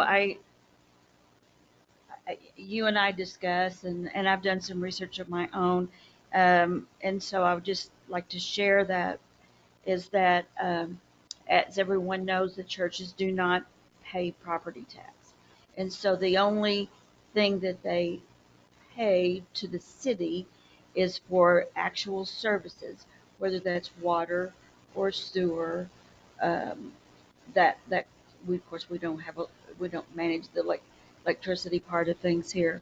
So they're not contributing uh, through taxation for roads or any other improvements that the city has in the area. So um, as we've already discussed, and we will continue to discuss, our wastewater situation had gotten into a critical situation and where we were not compliant with state law, number one, and so we had to change the way that we do things, and there had not been an increase in fees for wastewater for 20 years. And so it's a bitter pill. It's a bitter pill for our residents. It's a bitter pill for our um, uh, commercial and retail. It's a bitter pill for our churches as well as that. But it is something that we had to do in order to meet the requirements the state has for our wastewater. One of the things that Mr. Deaver talked about today, which I do find a little strange. They own three properties. One of it's the church, but they have two residential properties, and I assume that the minister lives in one of those properties, and so but the church owns it. It's called a parsonage. The Where I grew up going to church, it's what it was called. The church would own the home, and then the minister would live there, and then they have an apartment that they help. I don't think that that makes any sense at all to have two residential properties, no matter who owns the title of it. There's lots of uh, there's lots of people who will put their ownership and their property of their residence in an LLC or a trust or whatever entity that they want to form in order to own the property, but it's still residential. So we may not can make any adjustment to the church, but the other two pieces of property, they are used as residential. Well, and to speak to that, just as he mentioned, he came in today and brought this to our attention. So when, the billing, and so we were going to address that anyway. We were waiting for tonight, actually, before that happened. But he did come in earlier, and Julie spoke with him, and Julie spoke with me. And so, yes, I mean, it's just the name on it is Church of Christ, but they are residences. So that can change at the administrative level because they're residences. But so it was just brought to our attention, but you're right. Okay. I just I was just kind of surprised when he shared that with us. I really wish that, we could come up with something to help our residents. That we've got the residents and they want to do winter averaging, which would decrease the amount of money that the city would receive and we still have to have this amount of money to do what we have to do. Then we've got the commercial folks, and they want a break some way, which would reduce the amount of money that we would take in. We still have to have that original amount of money to make those payments to get our wastewater to where we have to be. And then we have our churches, of course, but they don't have the added weight then of taxation through property tax. So I don't see a way that we can, and I've thought about it, and I'll be truthful about it. I've prayed about it, and I just can't see a way in fairness to all of the folks that have service with us through our wastewater and our water, how we can somehow modify that and still meet this need, this requirement that we have for our wastewater systems. I like to think I'm pretty creative and look for the win-win, but I couldn't come up with some way. So I feel badly for all of us because we're all paying more. Councilwoman Priest, so just backing up a little bit, were you proposing that the two residences owned by the church that are used as residences be reclassified as, rezoned as residence? Well, that would have been an administrative change we would have made. But if it's no longer classified as a church, does that mean it would lose its tax exemption and they would then begin paying property taxes? No, it's just recognized because on the tax rolls, I mean, we have it's Church of Christ, and that's how it's classified on our roll. I mean, for our customers, and so it's classified then as a commercial, and it's just, we didn't catch it until today. I mean, is when it was brought to our attention that actually these are two residences. I understand. Yeah. I understand. I'm just, again, if they get reclassified as residences, will they still maintain their tax exempt? They Are should, you sure? because Carvin just came on. House. Do what? Carvin just came on. I'm going to say that they would not lose their tax exempt status, but Carvin, you can answer that. You're the attorney. Yeah, I'm gonna agree with that answer. This is a characterization for billing purposes. We can't hear you, Carvin. That means Cynthia needs to unmute me. I did. Okay. I agree with Cynthia's assessment. It will not change. This is merely a change in our billing process for the water rate. For the water billing, this is not a tax determination, and it's not a zoning determination one way or the other. So it's not. Thank you. Well, and I looked at something that says, and I was statewide, something or t'other, that to classify if it is not residential, then it is commercial. So that kind of takes care of what these guys were wanting, and it would give the Church of Christ or Cynthia authority to back them up as residential.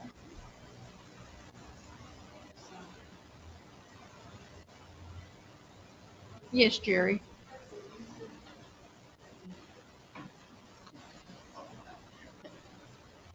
Okay, part of the reason being that the churches don't pay taxes, therefore we can pay more for our sewers. If you make those residential, then they should pay taxes, correct? No. Two different things. One Not- is Not to me. Roy, or you want to say something? Yes. If either, pardon me, again, Roy Deaver, if this is the only two options, I'm okay with that. If you need the money, I'm okay with that. My big concern was that the church tries, we're nonprofit, and I was hoping there might be a category called nonprofit. We don't use much water, in fact, hardly any. And when needs come up in the city, we help people pay their electric bills. We help people pay their rent. And when somebody's house burns down, we write out a check for $1,000 if they need it.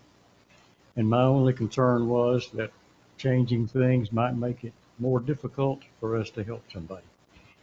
The people in the houses are people who are going to school to become ministers. And this is just one way we were trying to help them, is to pay their utility bills and provide them with housing.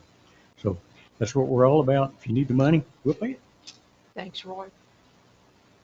Okay, so do we have any more discussion on this, or do things stay as they are?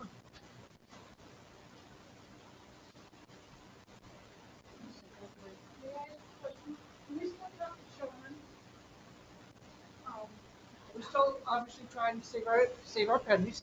Can we still talk to Sean about, he said something about the size of the pipe that goes into the church? Mm-hmm. So, I mean, I know nothing about that kind of stuff, but can we talk to him or whomever about checking ours? And is that something that would cost us, or can he just figure it out, or? Well, you would want to get a plumber to find out what size your pipe is. Is that what you're asking? I guess, I don't know. Well, the thing is, it's based on the size, right? It's on the size of the pipe, and so I don't have the rate chart in front of me. But so are you asking if we would look at that? Well, Sean just made the comment that we could look at that, and I don't know who we is. Well, since I wasn't there, Sean, I don't think he's. Are you still on? I don't Yeah, know what comment you made. No, somebody made a comment. I think it was like the trucking, one business that doesn't use a lot of water because it's just a one toilet. And could they reduce the size of their meter? Because the meter is what determines some of the service charges. However, since that's a church, if they have so many units in there, they are required to have a certain size meter because the flow of water has to be to service all the toilets, all the sinks. Right now it could be a small church. 2 years later, it could be 400 or 500 congregation. So that meter has to be able to supply all the toilets, all the sinks that is in that building itself. And so that's why that meter was just the plumber or whoever built it designed that meter to adequately supply the use of that building. If you reduce it, then you reduce the volume and not be able to supply all the toilets, all the sinks that are in that building. So what I'm hearing you say is basically the plumber determines when they're, putting in the plumbing what size that meter needs to be based on the different outlets that they have. And so, I mean, the only thing I can think to say is, you might have a plumber back out there to evaluate to make sure that that's the correct size meter. But more than likely, when they got the building permit, and the plumbing permit, that's one of the things they look at is how many, sinks are there, how many toilets are there, whatever that is. And then this is the size meter that fits that. So maybe that wasn't done accurately. So you might want to relook at that and see what a plumber says, but more than likely it probably was done accurately. Yeah, everything is done. Everything should have been done by a plumbing code. And just saying you're not going to use the bathroom or use this kitchen anymore will not suffice. It actually will have to possibly remove everything. Okay, so I mean, at least I have direction now, I think. Ma'am, are you wanting to know how big your meter is? Is that what you're wanting to Well, know? kind of, yes. How do we So find that out? can you find that out through the bill? I mean, could she bring a bill up and you go, okay, well, this is the volume that you're getting, and somehow. Well, yeah. So let me look at that, and we'll get with you. I know we probably have your number somewhere, but if you can make sure I have it, and I'll get with you tomorrow on that. Okay, thanks. Yeah, that helps me. Jerry, do you have something else? say Crimea River, but our big usage is into the garden. And so it's not going down the sewer. You know, we're using the water, but it's not going down the sewer. It's going into the garden. So that's another thing, you know, problem we have. Okay. Anyone else? Okay, we're going to move on to item L, discussion regarding financial checks and balances. Councilman Majors. All right. To me, it's already been a long meeting. All right. So financial checks and balances. So this is just going over some things that over the time. So want to address the $5,000 bank fees and that we still have with Cynthia. That's one of them. And our checking accounts. Why we still have all of our checking accounts and why they have not been consolidated. But one of the top things that I wanted to look over, to go over with her, is OpenGov. And because should be going live with it. And this month, I think, when I went back and looked at the records, and we're not up and running. So if you can, do you have an update on what's going on with OpenGov?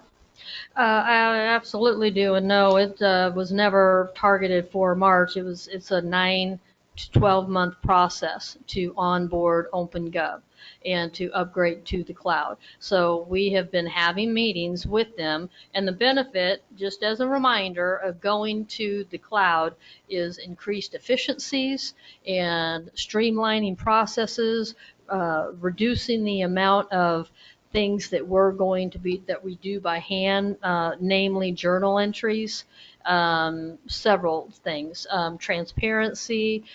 It's more graphically on the front end. The product is more graphically oriented, and so there's a lot of graphics I give you guys in the budget, and I have to do it the old-fashioned way, you know, on a spreadsheet and all of that.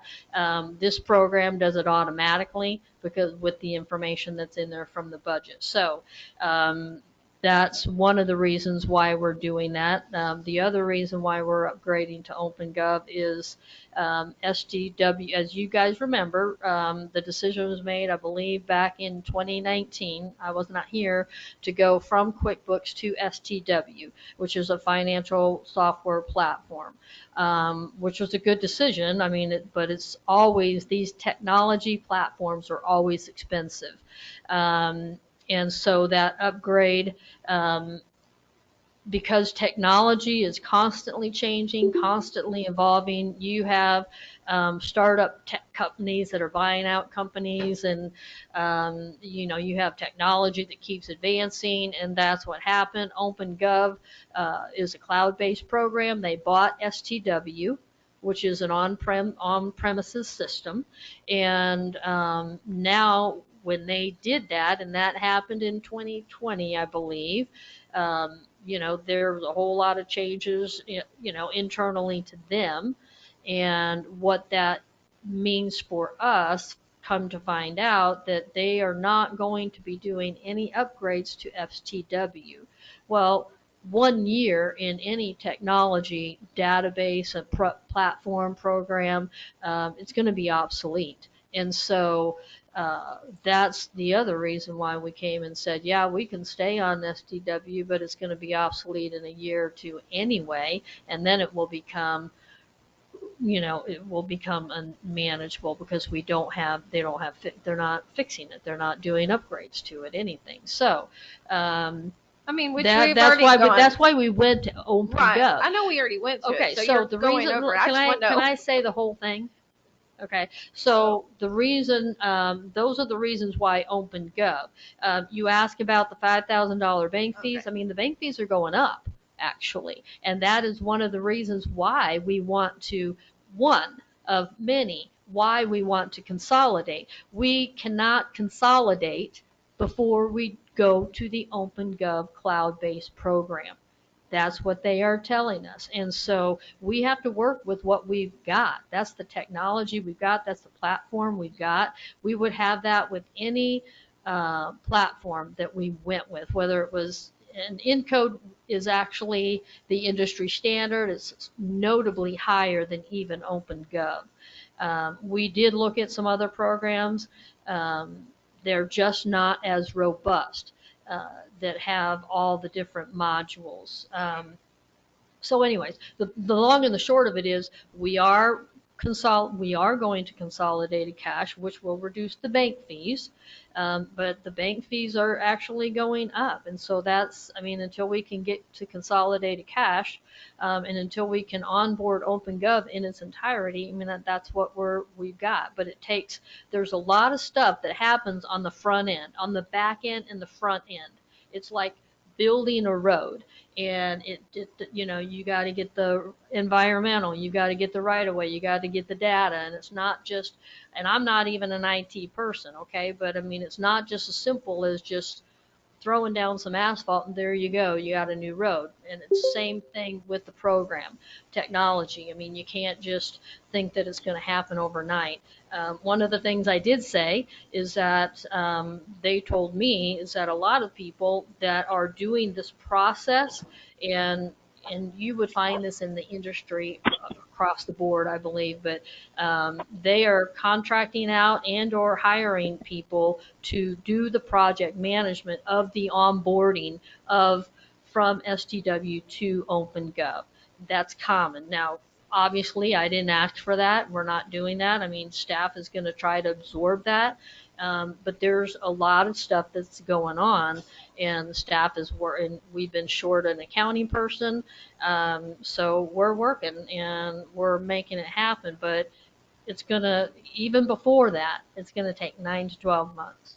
And that didn't happen. We didn't start that process until October. And actually, even when we started that contract in October, they told us we were pushing for fourth quarter of, meaning, last year, fourth quarter of last year, and to start the onboarding process. And they kept saying, well, we'll try to do that, but it's probably going to be first quarter of next year. So that's where we're at. We're in that first quarter, and we're walking through all these issues. Okay. Which OpenGov, it was 92,000 for that, and then you're seeing my thing went dead. So, which you've discussed, OpenGov went all around it. Hopefully on the next agenda, we can have OpenGov with us. Our mayor and Cynthia can have a meeting to get to address that. The bank, $5,000 in bank fees. I have addressed this since I was a citizen. So bank fees going up, we need to move our money somewhere else. Where would you suggest? If they're all going up. No, I mean, it's bank fees, the $5,000. I mean, if you could see either one. I've asked you this for as long as you've been here. So, we have accounts at Pinnacle and we have accounts at Wells Fargo. And we have, I don't know if we have 19 accounts or 22 accounts. We have right 17. Now. 17. Okay, I was off. But if we can consolidate them. And do we still pay our credit card fees of the $500? So that was one of them. That's something else. It's our legal fee was another one. And then someone addressed with me the salaries. I said that, let me see. Sorry, my computer died. So give me 1 second. I think that might be it. Give me 1 second. Apologies. Mostly it's just those. There's some budget items that we needed to go over that was on the audit that we just had last week, but those are the main ones. OpenGov was the main issue to why we haven't been updated on it, but we'll put it on the next agenda. Maybe they can join us, or Joanne, if you and Cynthia can find out what's going on with that. So, but that's it for those. If anybody has any questions or anything, I just wanted to address our what's going on in the bank Okay, we're So- going to move on then to item M, discussion and any action regarding the comprehensive development plan. Again, that's Councilman Majors. Okay, I don't know if anybody else brought their comprehensive plan. So this is just the future of what we would like our city to be and what we have not done for our city. I just wanted, which everybody knows, the substandard buildings and trying to clean up our city to bring businesses in. Everybody knows my feeling on the red cage building, which I haven't reached out to Cynthia. Didn't reach out to her the first of the month like I normally do to find out. It's been in the weekly report, so Well, there. I know, but one-on-one, usually I am. But yes, I've seen it. So citizens, that she has been diligently working on that building to let you know. So for the ones that are listening that have asked. Downtown, we are working. Elaine is doing the grant, so I know her feelings are about the same on trying to get this, getting our downtown and a vision. I did look at, I know you bring Fate up quite frequently.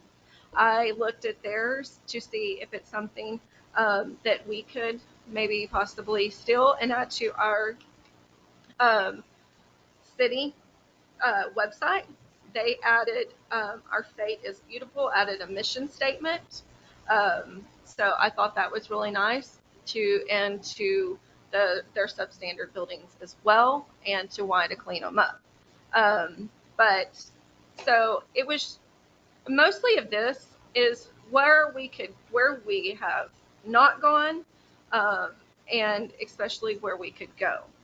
So Cynthia, do you have a vision and what you think that could be out of here that we could do? Well, I'm happy that you asked that question, and I have talked about this many times. Coming in, the comprehensive development plan is a Bible to staff because that is a document that has been vetted by council and by the citizens. So when I first got here in February of 2020, you guys had just done and completed a comprehensive development plan. Now, typically what happens is a comprehensive development plan is originally developed and you have an action plan along with that.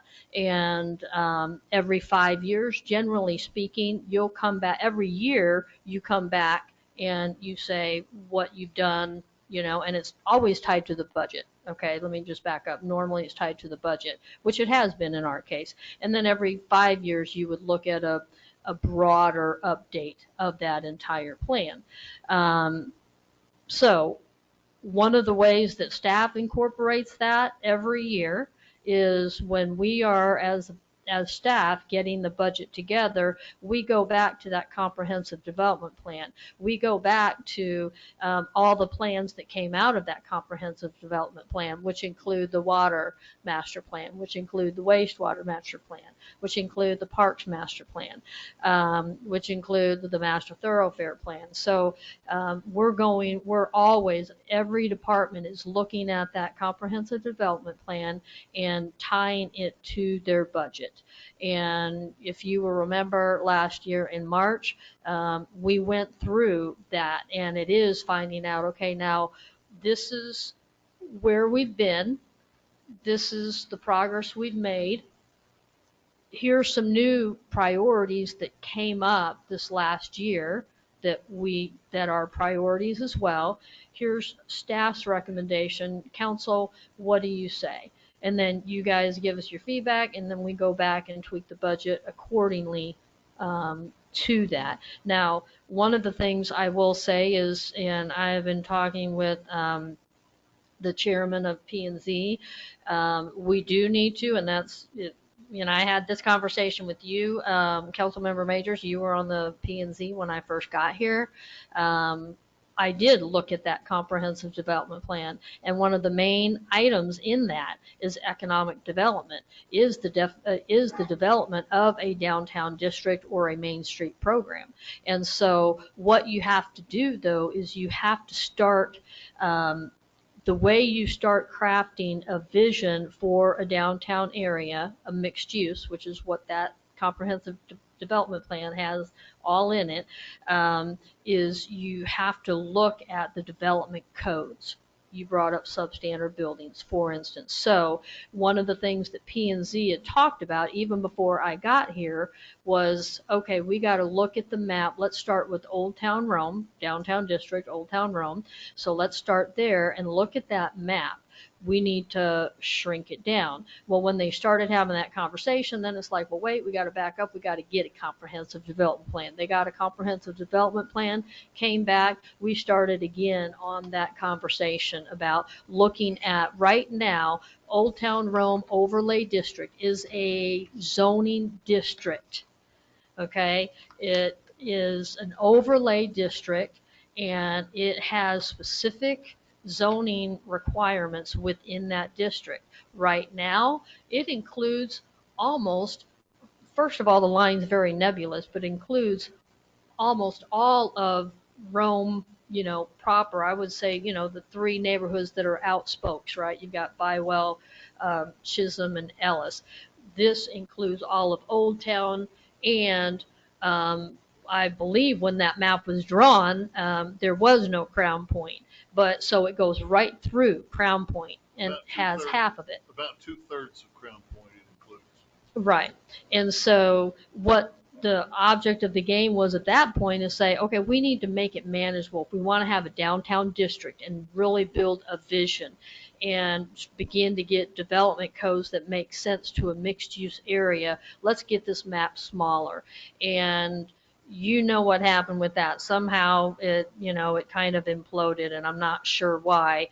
I know we were talking about the name, but the name was never going to be what the downtown district name would be. It's the name of the zoning district. That's what it's called. It's, so we didn't want to have confusion. But anyway, so the bottom line is we absolutely do need council's direction. We need to shrink that map down and make it smaller so it's more manageable, and those development codes then that we look at bringing to you makes sense for that smaller area and creating the foundation of whether it's going to be a main street or downtown district. It's up to you all. But that's what we need to do. And that's where we got to start. We got to start with the development code. Once we get there, there is a vision. I mean, I laid out a conceptual vision, and I can send out that PowerPoint and remind everybody of what it was. It was very conceptual, but you want to look at the resources that you have in your community. I was looking at a downtown district because it said either, and I was like, well, at the time, and I know it's verboten to talk about it now, but I mean, there was a bond on the table for a municipal complex. And so the citizens wanted to preserve history. They wanted to preserve a small town feel. So that was one part of it. We've got the old bank building. And that was one part of it. You got a big resource, and I know you all know it better than I do, the old mill. And if we can create a vision for a downtown district and really encourage investment and repurposing of that old mill, I mean, that could be an anchor on that side. We have a lot of city property here. This could have been an anchor. And then you have a Main Street. We had the master parks plan that had pathways, bike paths, and walking trails. But you have to start with that downtown district or Main Street program. I agree with you. I mean, it has to start somewhere. We just haven't. I know that you. Well, we did, but it got derailed. Yeah, so. Well, yeah. I mean, So. It didn't.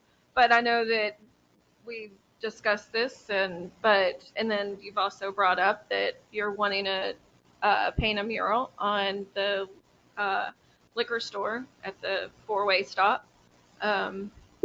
Well, at so, the yeah, old so I mill. think what happened So- was that you council kind of rethought, and it's like, okay, let's involve the businesses in helping with this. And so then it was the business focus group.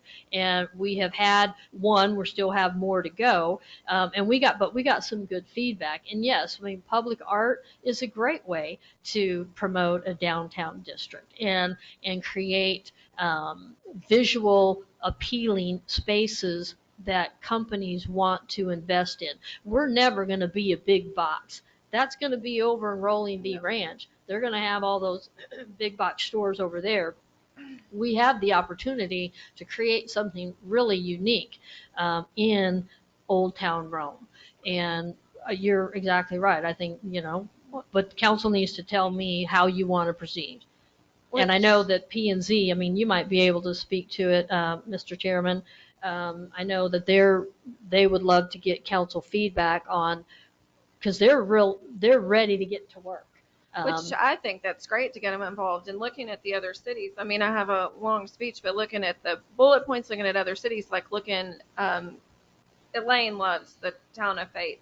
So they have their mission statement, but then also they have it says food truck info, which I know we have the piece of property. We've done the food Well, truck. we updated, I mean, that's one thing. I mean, so I'll say we updated the ordinance to allow food trucks, because Correct. that would be a component of a kind of a downtown Right. area. I was one that was like, okay, let's get them in, because you pass by some of these towns and all these food trucks. We Right. need to really maybe push food trucks to help bring in extra businesses, and we have a piece of property. Let's do it.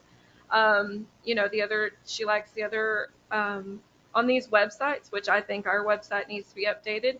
To show. They also have on there, I like what they said. It says, we need to necessary to enhance the quality of life to all of the residents on their comprehensive plan. On theirs as well, they had an ADA action plan on their website, which I love that. So, Americans with Disabilities Act. So Have you ever gone over there? I have one of my very good friends lives there. I would love it if we could get their city manager and their city administrator and assistant city administrator, but they didn't, they made up their mind that they had to do something. Mm-hmm. And of course, growth was the stimulus for them. Yeah. And so when you go over there and you drive through and you see what had been the original part of town, Mm-hmm. and how they showed us pictures and slides of some of the buildings that were empty and boarded up and non-useful, and they had to start somewhere. And it's been uh, uh, a little bit difficult for us because we had some restrictions here in that TxDOT basically owns our main street. We have to have the thoroughfare group, and we have the railroad company that plays a big role because we've only got one way to get across there. And COVID has delayed life in general in this world, and then we are no exception to that.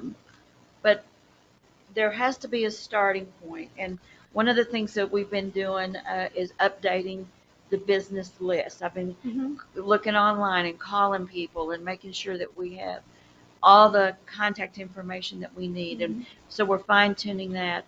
I have done some research on the mural idea, and the mural idea came from the businesses themselves. So that is a process, but as you brought up the plan there, it takes a lot of all of those moving parts. There's some things that we need to do with ordinances. There's some things that we need to do to get TxDOT to help us here with Main Street. We don't know exactly what improvements we can make until we get that additional information from those guys. Correct. And, they're not exactly fast. No, and I've brought up before, because we don't have like a lot of the other cities that have the square, the downtown square. Exactly. there's later on, if it's something we can buy a piece of property, if it's to have like buildings. There's a place that I'll be going to in a couple of weeks called Round Top, and they have their little square and they have little like cottages that's their downtown. So it's something that can be, we can, you know, broaden our horizon to look for Right, something. right. To, And since we're, you know, very limited. if we can get, you know, the Fate duo to come over here, Hey. you will see that this one particular area where they have taken some of their downtown area that was vacant, and so they put in a row of, it's not huge, it's but they've got 4 different businesses, and they're all in one building, but they made it 2 stories, and the folks that own the business live above it, and so they then have housing, or condo, if you will, and so that way they have added to the residential aspect of it. You know, it's some of that multi-use that we're talking about. But everything that they develop in their city, the tax point is right there. It can't be a Kentucky corporation that comes in and says, "Oh no, you're not going to get any benefit from sales tax," because we're out of Kentucky. No, they won't let them come in unless that they're in a situation where it is going to be sales tax coming to the city and helping support then the future improvements that they make. And so I was just blown away that they started out being smaller population than us, and then all of a sudden, I just don't know how they got so well grounded and so I mean, they just looked at everything. And when you go over there, there's a big, huge planned community there. It's huge. Their schools are something else. But that all came when that growth hit them and a planned community. And of course, we all know that that's exactly what Rolling B is going Right. to be That's doing. where. Mhm. Well, Well, I was just going to say, I think Elaine has sold us on the city of Fate. And why don't It's y'all, fate. right, Elaine, seriously, work this out some way that they might do a dog and pony show here If you'd like. for, yeah, you know, I it's think that would be great. it's So, some future council person. Right, and I would like to, if we do have a special meeting for that, maybe, and then we could invite all the businesses and give them a lot of fair notice, so that they can get a glimpse of that. Right. You know, because we need to empower our businesses, I think, and you know, we're all over here trying to do our part and still not cross the line that there's a division between what businesses must do for themselves and what the city can do to encourage them. But we can't take over everything for them. Correct. We can encourage them and help them with looking at that kind of support, like investigating what Fate had done. And you may want to wait for this until such time as y'all can come up with an economic development committee and then bring Fate in as a kickoff. That's just. there's also there's a couple that I've actually, their comprehensive plan that I have like broken down, that has like different bullet points and stuff. I mean, I'm almost up on my term. So, but I just wanted to bring this up. And then why, you know, we didn't have any events since we did the comprehensive plan. We haven't done any, maybe a couple since we did it. I was on this comprehensive plan committee, but we didn't, you know, done any events. We didn't have, like they said, like the mayor's community table. We didn't do anything that showcased the mayor, that I think would have been great. So little things like that. Cynthia, you know, I put it back on, you know, not to throw you, but this is stuff that we needed you and we needed to all be together to say, let's do something to get this city up and going. We've not done anything since we put this together, you know. Well, So, yeah, I hear what you're saying. I would disagree with that. Like I said, we have rewritten the substandard ordinance, building ordinance. We have updated, actually created a food truck ordinance. We have created a business focus advisory group. I mean, it takes a unified council to give staff direction. I mean, I can look at that all day long, but I need you guys to say, okay, go this way. And, I would encourage anyone to, and I will say where it is, but it is online, YouTube. I mean, I've created, the presentation for P&Z and for council. You guys have heard that, so it is out there. But there's just we got to have a unified council that says, okay, this is where we want to go. And you're going to need to have, be able to dedicate some resources to it. I mean, I haven't looked at Fate, and I'm sorry, I just have been really busy, but I would venture to say they may have an EDC. 4B board or a 4A board, or maybe both. And of course, that takes an election. And that's where you get some funding to be able to do when you create an economic development incentive plan. You have to have funding to do that. And so, we have done a couple of 380 agreements, but so we've done bits and pieces of it. But I would say also, like Councilmember Priest said, there has, COVID took a 2-year bite out of, which is about how long I've been here. So Literally. given all of that, I am looking for direction from the council to say, okay, this is where we want to go, and we're going to be able to dedicate some funding towards it. But I think that council has made progress. Like I said, you have updated the ordinance. You did put money in the budget for substandard houses, and we made progress on the blue trailer, and we're making progress on that red building. So we have a food truck ordinance now.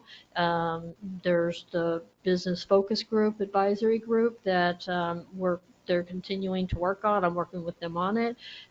So I think there actually has been, given all the conditions, I think there has been progress. But I would love to see the community, and maybe it's something we need to go back out and say, okay, and that's why I think the council said, let's go to the business community first. But, let's find out, okay, do you want to do a downtown district, or do you want to just do a Main Street?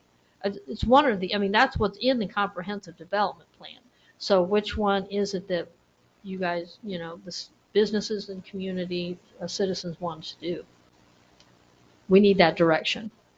Well, I will reach out to Faith, see if they won't come and do a presentation. How did they get started? How did they make those very first commitments? How did they identify which ones they wanted to bite off first? And those guys are, I think that we have some things that we can learn from them on how to take those beginning steps. Are we the same? We've gone over there and driven through. They're down their original town. I call this the original town of Rome. I think ours is much better than what they started with. I'm not trying to be mean or anything like that. But you could tell that in a part of their downtown area, there were probably originally no sidewalks, no curbs, no gutters, none of that kind of stuff. And they're working on that. They're doing pieces of it. And but because they have their ADA plan, then every step that they take, they know how to enhance the ADA compliance that they probably were not compliant with when they started. I could see some areas that are not compliant even now. So I think that it would give us a chance to get our businesses in here and help the city council then understand what it is that we need to bite off first. And now that we've got COVID, hopefully, it's not our main thought, maybe we can be more aggressive. But I appreciate you bringing that up. And Not a problem. The only other thing I think it's updating our website to get, maybe our comprehensive plan and where citizens can give an input there where it's easier. So, or they can Facebook message. Comprehensive plan is on the website. No, where citizens can see it. It's kind of difficult to get to, but so the citizens can. I just went to it. Okay, whichever. But our website, there's a lot of things that are not updated on there. So that I'll address later. But yes, thank you, Shayna, for still being our permits person. We'll get you a secretary. And I think we can have a great future with things, but we're going to have to be, I believe, specific where we start, when we start, and go forward with it. We beat it to death for 2 years, and we've got good direction. We've just not gone with it. Saying that, let's move on to the very last thing on our agenda here. Item N is in Nancy, discussion and any necessary action regarding park ordinance updates to clarify and reduce perceived conflicts.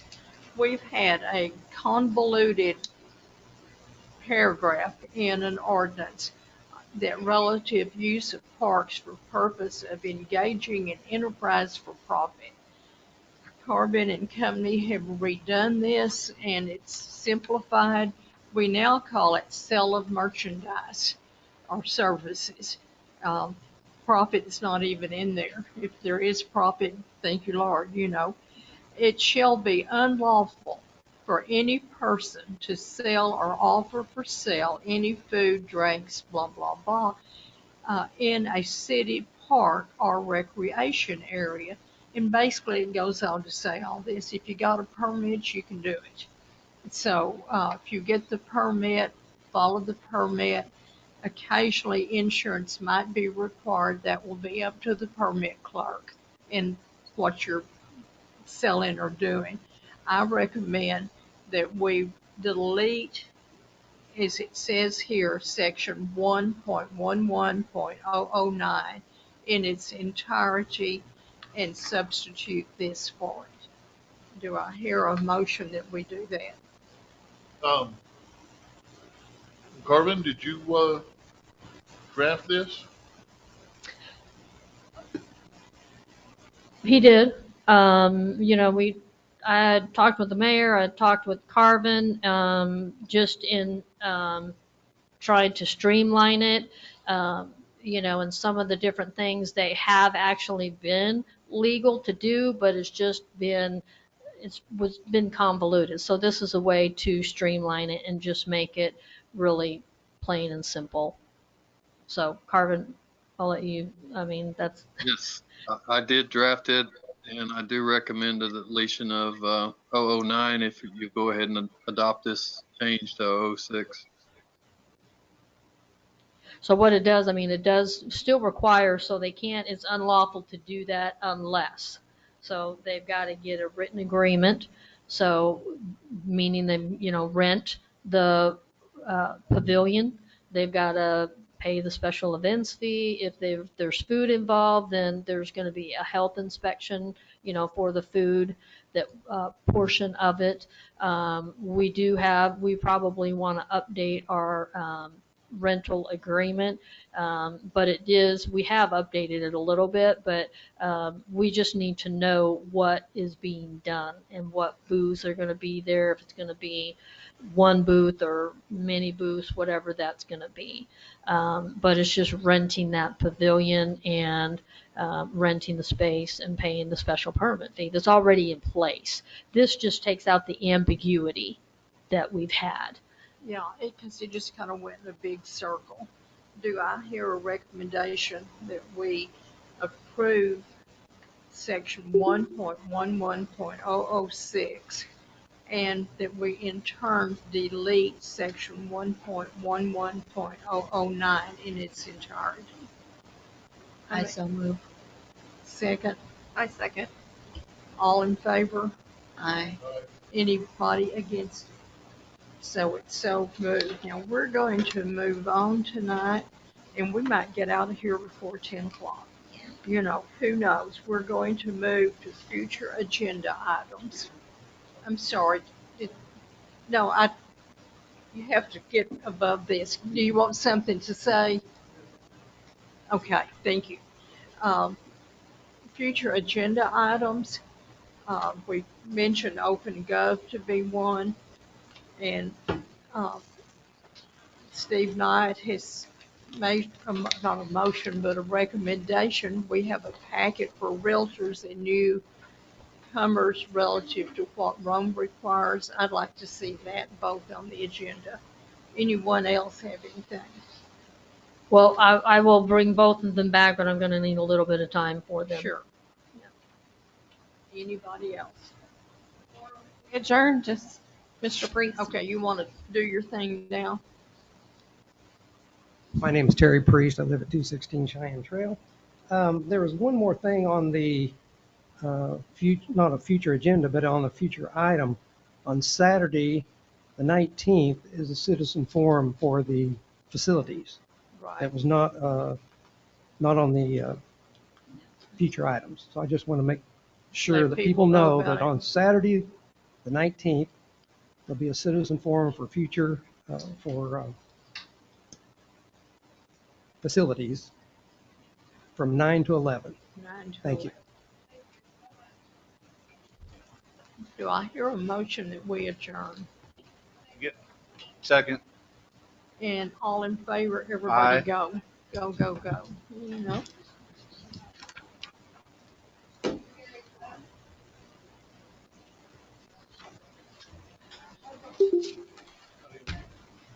Who made the motion?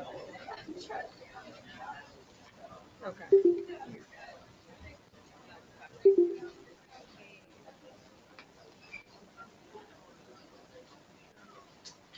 So McCabe made the motion, Ashley seconded.